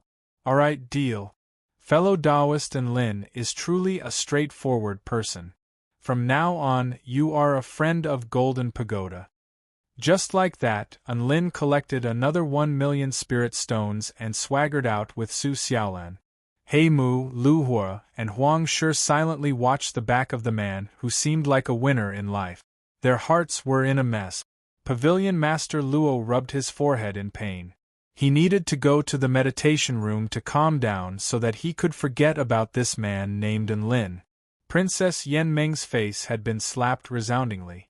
She was in no mood to continue choosing the ancient artifacts and left the stone altar. Only the luxuriously dressed, middle-aged man persisted. He dripped his blood on the ancient artifacts and sang to them. He seemed to be having a lot of fun. Of course, the end result was completely useless. Enlin walked out of Golden Pagoda's door and took a deep breath in comfort. Then, he sighed ruefully. I suffered a small loss. I couldn't collect all the ancient artifacts. Su Xiaolan rolled her eyes. You still have the nerve to say this? My heart aches for Golden Pagoda. They originally wanted to rip you off, but you turned the tables and took away 3 of their family jewels, as well as 1,000,000 spirit stones. I like it when they use their 3 family jewels well, woof. Dabai interrupted with a devilish smile. Su Xiaolan. Enlin, where are we going next? Su Xiaolan felt a little awkward and changed the topic. Let's walk around nearby and see if there are places like Silver Pagoda, Ingot Pagoda, or Divine Weapon Shop, Enlin said with bright eyes. The corners of Su Xiaolan's mouth twitched. You want to cause trouble again? Looking for the ancient artifacts? Hee Xiaolan, you know me well. Excitement flashed in Enlin's eyes after he tasted the sweetness. Just like that, Enlin really did go to all the treasure pagodas to see if there was anyone who wanted to rip him off. Unfortunately, Golden Pagoda was already the top treasure pagoda in the Heavenly River State, and it was the only one that could collect ancient artifacts. This disappointed Enlin for a long time. He checked his storage ring. There was a high-rank protective spirit tool that Lin Junjun had given him, the Heavenly Spirit Ice Heart, 2 Immortal Pill coupons, the Shield of Promised Victory, the Winter Dragon Tomb Map, the Heart of the Ocean, the Dragon Soul Pill, the Evil-Slaying Sword, the Realm-Piercing Nail, and the Starless Sky of Slaughter Formation Disc. They were all good stuff that he couldn't bear to sell. Also, to him, the 8,220,000 spirit stones were just numbers. After having so much money, even if I earned 1,000,000 spirit stones, I don't feel much joy anymore. Enlin looked up at the sky and sighed with emotion. Su Xiaolan glared at the man beside her, and she felt the urge to beat him up. Oh right, let's go treasure hunting. Enlin seemed to have thought of something, and he suddenly said, Treasure hunting? Su Xiaolan raised her brows slightly, and she said sarcastically, Does filthy rich and have to worry about not having enough treasures? You have so much money, so if you want a treasure, you can just buy one. Enlin's expression faltered upon hearing this, and he was speechless. Holy F***ck, it makes so much sense. Why do we need to go treasure hunting? What can't we buy with so much money? No, don't be led astray. Treasure hunting is for adventure and for opportunities that come along with it. It can't be replaced by dung like spirit stones. Treasure hunting this time is different. It's very exciting. Enlin pulled Su Xiaolan along with him and flew into the sky on his brick. Then, he took out a scroll. This was one of the ancient artifacts that he had obtained. Look. He slowly unfurled the scroll as if he were showing off some kind of treasure. Su Xiaolan's eyes glistened, and there was a hint of surprise on her face. This is an artifact that you just snatched from Golden Pagoda, right? It's a map? What do you mean by snatch? I obtained it with my own strength. Enlin was displeased. The Winter Dragon Tomb Map records the burial site of winged dragon Shen. This is a good item. You know that dragons have a hobby of collecting treasures. How could their tombs be lacking in treasures? Su Xiaolan smiled and nodded. Then, she shook her head. Winged dragon Shen? That's a return to void stage dragon. Its tomb must be very dangerous. The higher the cultivation base of a being, the more dangerous their tomb was. This was something that everyone knew. This was what it meant to be awesome in life and awesome in death. However, the more powerful a being is, the more precious the inheritance they left behind. Normally, supreme beings have the habit of leaving behind inheritances in their tombs after they die. This isn't something that can be bought with spirit stones. Unlin's eyes lit up as he spoke. His adventurous spirit was already burning. Su Xiaolan stroked her smooth chin and looked at the map. Then, she looked at Unlin and asked, "Can your Gundams still be used?" "Of course. They've already been charged." Unlin nodded earnestly. Su Xiaolan clapped her hands together with a dainty smile. "All right, then I'll accompany you." Chapter 245. The Winter Dragon Tomb was located in the western part of the Heavenly River State, on the plateau that bordered the Stone Dragon State.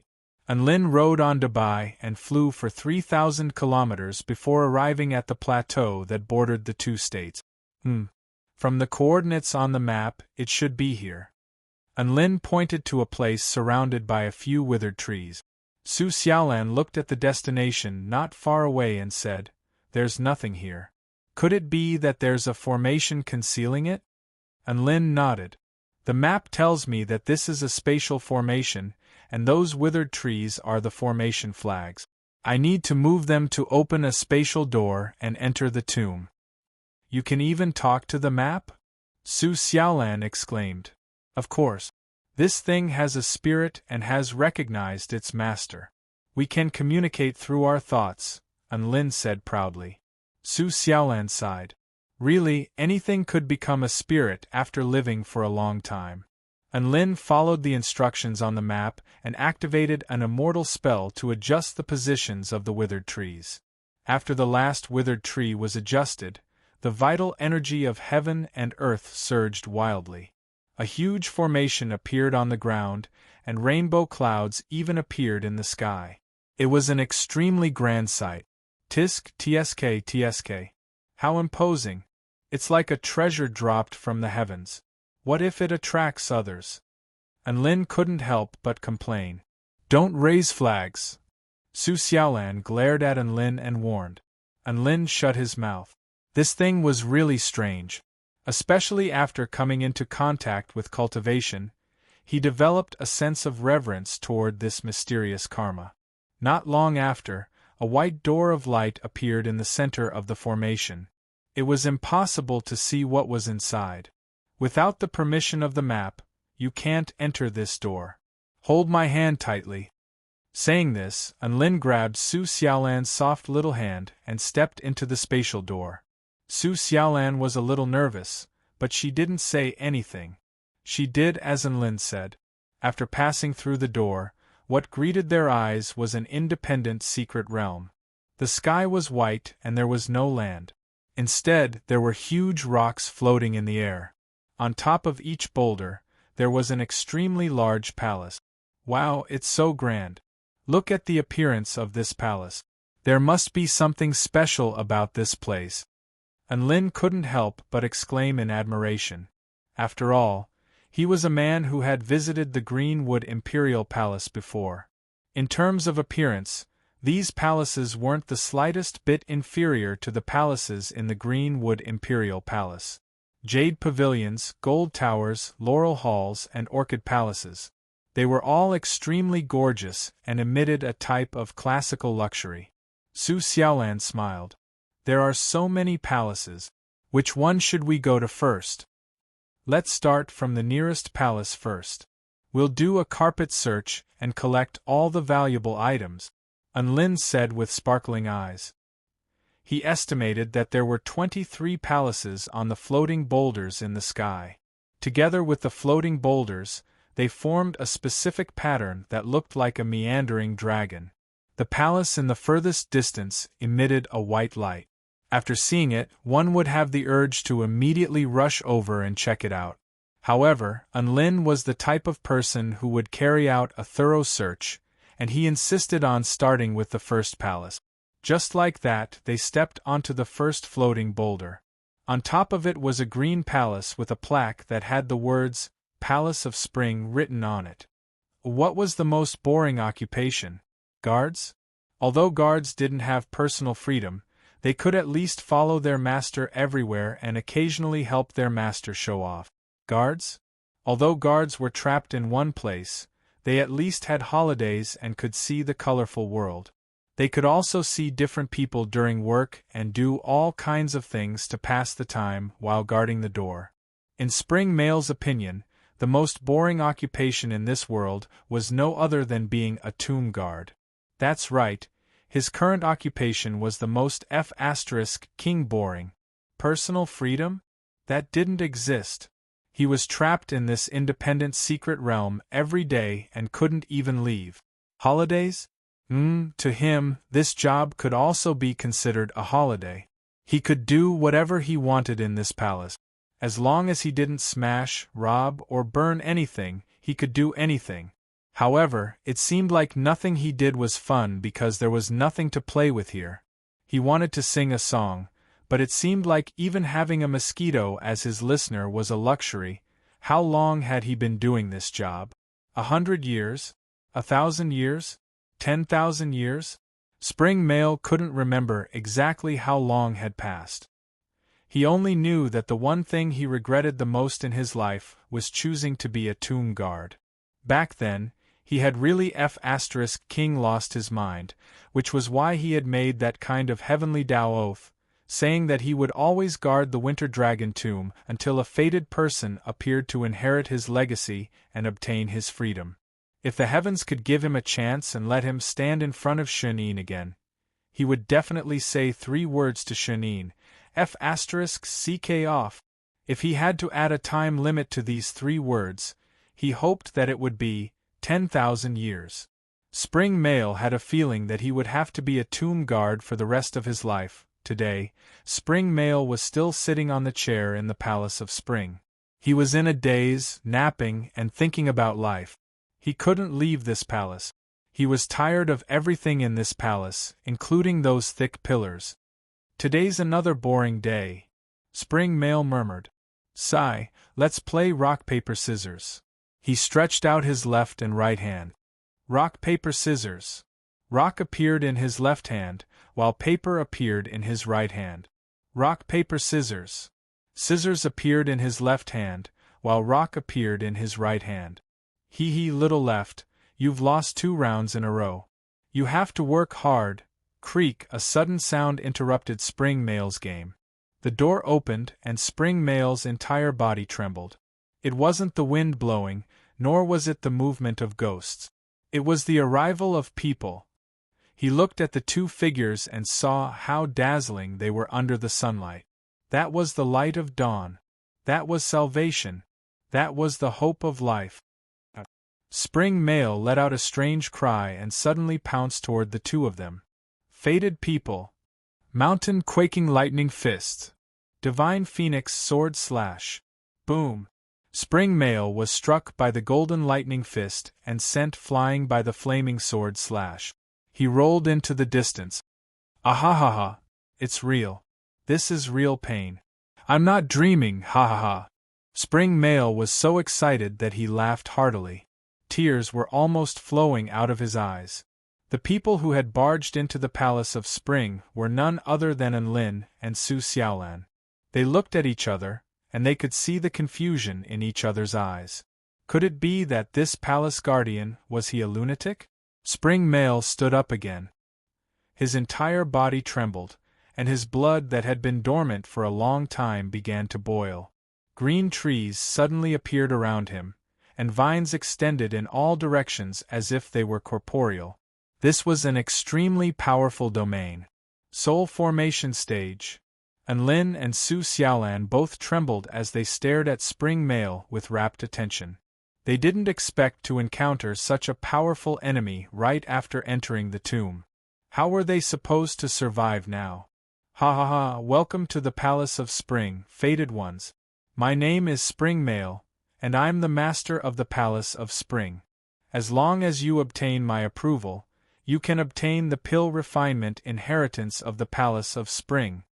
Spring Mail laughed heartily, but he had a convincing and dignified air about him. Unlin's lips twitched slightly. Spring Male? Who came up with such a strange name? Why wasn't he called Brother Spring? Then how do we obtain your approval? Su Xiaolan maintained her vigilance and asked. Good question.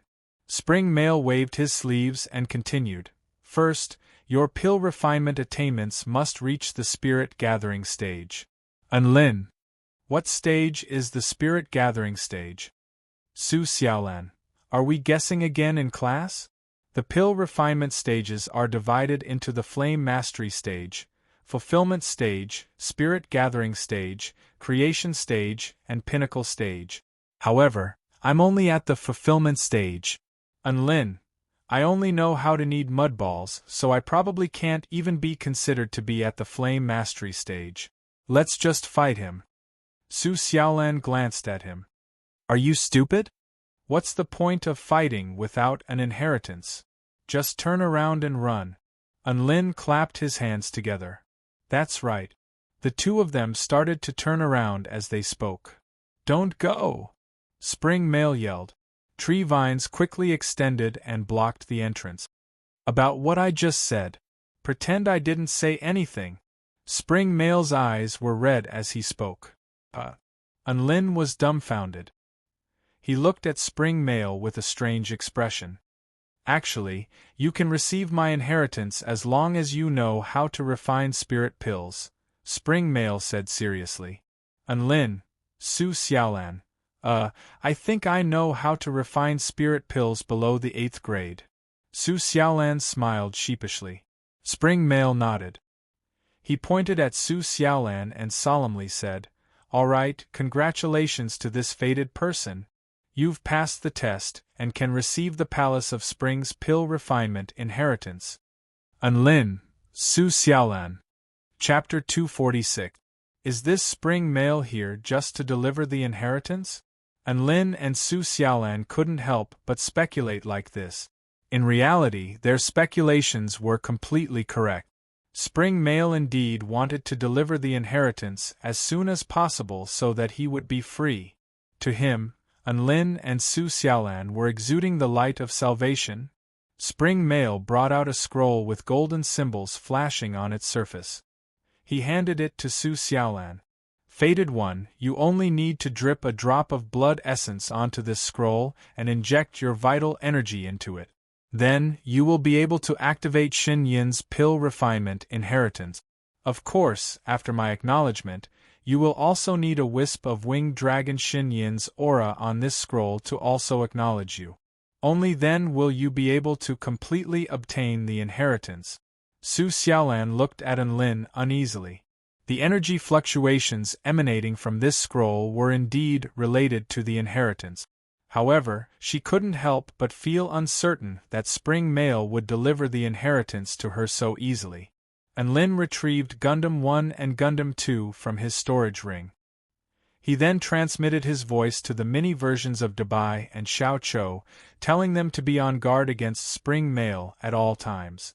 Only then did he nod at Su Xiaolan. Su Xiaolan dripped a drop of blood essence onto the scroll and injected vital energy into it. A heart-palpitating roar suddenly erupted from the scroll, and the projection of a golden dragon leaped out from the scroll. Then, it crashed directly into Su Xiaolan's body. Su Xiaolan! Unlin cried out in shock upon seeing this. It's all right, don't panic. Spring Male hurriedly consoled her. Then, he knelt onto the ground, his entire body trembling. It's done. This is the sign of a successful inheritance. Very soon, the invisible chains that bound Spring Male instantly disappeared. He threw his head back and roared with laughter. Tears trickled down from the corners of his eyes. I'm finally free, ha ha ha ha. Su Xiaolan's eyes lit up. She looked at Unlin and said in amazement, This is the real Pill Dao inheritance.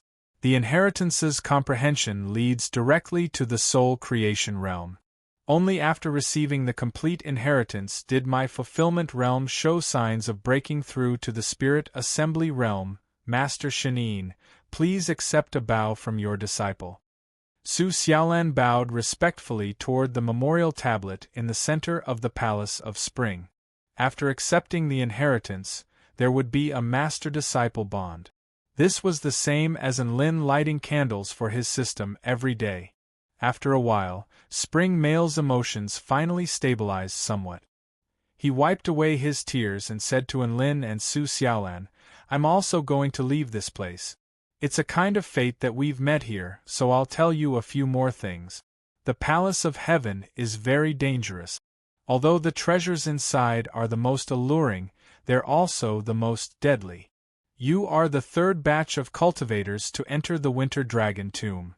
Although the first two batches of cultivators didn't come here, they all went to the Palace of Heaven. After that, they stayed there forever." After saying this, Spring Male left.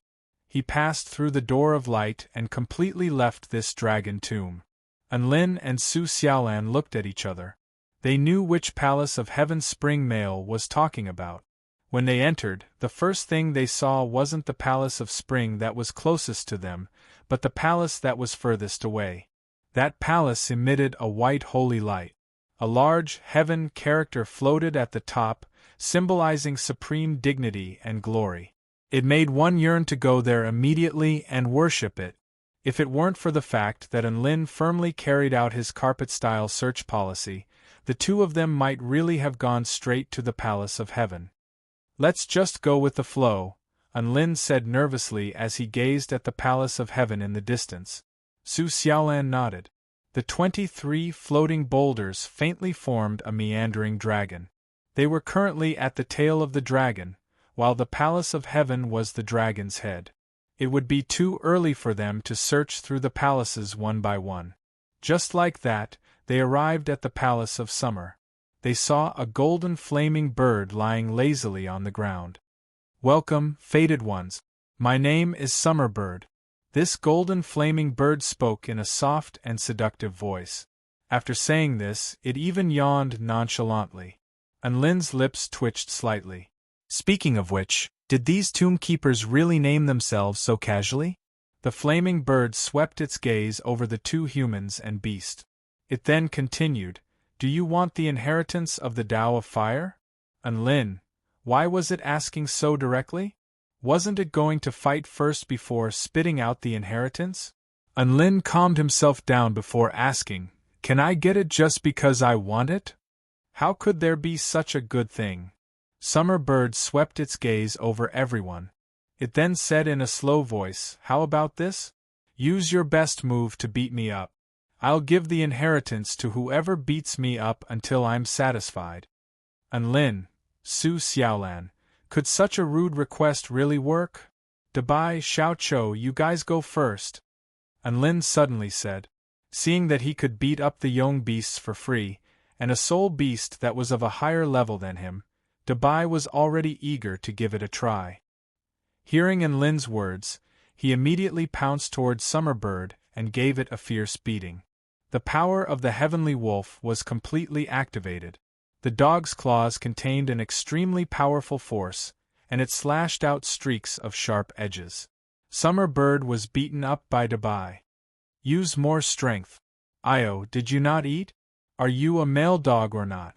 Useless male dog, use more strength." After a long while, Dabai finally stopped, panting heavily. Summer Bird still looked dissatisfied. "That's it?" Crack! Dabai's heart jerked violently as if it had been struck by a violent blow. He walked to Enlin's side in a daze and fell into self-doubt. "Big Brotherin, do you still have more Emperor Snake pills? Give me a few. Although I don't want to admit that I'm useless, but—" Halfway through his sentence, Dabai's eyes became moist, and he started to sob silently. "Enlin, let me do it." The Xiaoqiu unleashed his black flame domain and aggressively walked toward Summer Bird. Summer Bird's lazy eyes lit up slightly. "Yo, this seems pretty good. It's tasty." Without saying anything else, the Xiaoqiu raised his silver rod and smashed it toward Summer Bird. Boom, boom, boom. Energy surged violently, accompanied by Summer Bird's pained cries. "What? It feels so good, use more strength. Hit here and here. Move up a bit, the neck too." Summer Bird moved its body and took the initiative to receive the Xiaoqiu's silver rod. The golden flames surged violently, as if it was also excited. It wasn't afraid of the Xiao Chow's black flame at all. After a while, the Xiao Chou lay on the ground, panting. Summer Bird also had a satisfied expression. It twisted its body and murmured, "The strength of the massage is pretty good. It's much stronger than that male dog with kidney deficiency. It's just that this black flame conflicts with my Tao of Fire inheritance. What a pity!"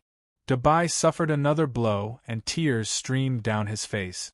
Men were most afraid of being told that they were no good by women, and they were even more afraid of being told that they were no good than a certain man. "Let me do it." Anlin was also ready to spring into action. Mountain quaking lightning fist. Ayaya. Summer Bird chirped delicately. Wind sword. Io, what kind of sword is this? You're hurting me. Summer Bird chirped delicately again, and its expression became even more excited. Even the flames were leaping. After a while, Anlin lay on the ground, panting. Summer Bird looked at Anlin coquettishly, licked the golden blood on its shoulder, and said coquettishly, "You're such a good sword immortal, why do you need the fire inheritance? But I have to say that you make me very happy. You're much better than that male dog." Dabai's tears flowed endlessly. "Woof. I beg you, can you not always bring me into the conversation? Let me try too." Several fire dragons burst forth from Su Xiaolan's body, dancing along with the sword as it pounced toward Summer Bird. Summer Bird looked at the fire dragons pouncing toward it, and its eyes lit up. This is the divine phoenix bloodline. Rumble! The flames exploded violently, and Summer Bird trembled in the flames. It chirped excitedly, "Ah, so refreshing! Such a familiar smell, such a sweet, beautiful, and fierce smell.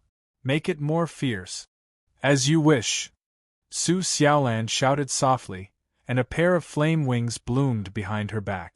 Her figure turned into a flaming meteor, and her speed was extremely fast.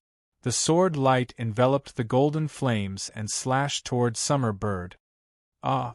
Summer Bird screamed loudly when it was struck by the sword light, and its entire flaming body fell limply to the ground. It looked at Su Xiaolan with bright eyes and said softly, "Such powerful flames. This Summer Bird is about to pee in my pants. I like the smell of these flames. You shall be the one, beautiful lady. I shall let you inherit my Winter Dragon Graveyard's path of flames."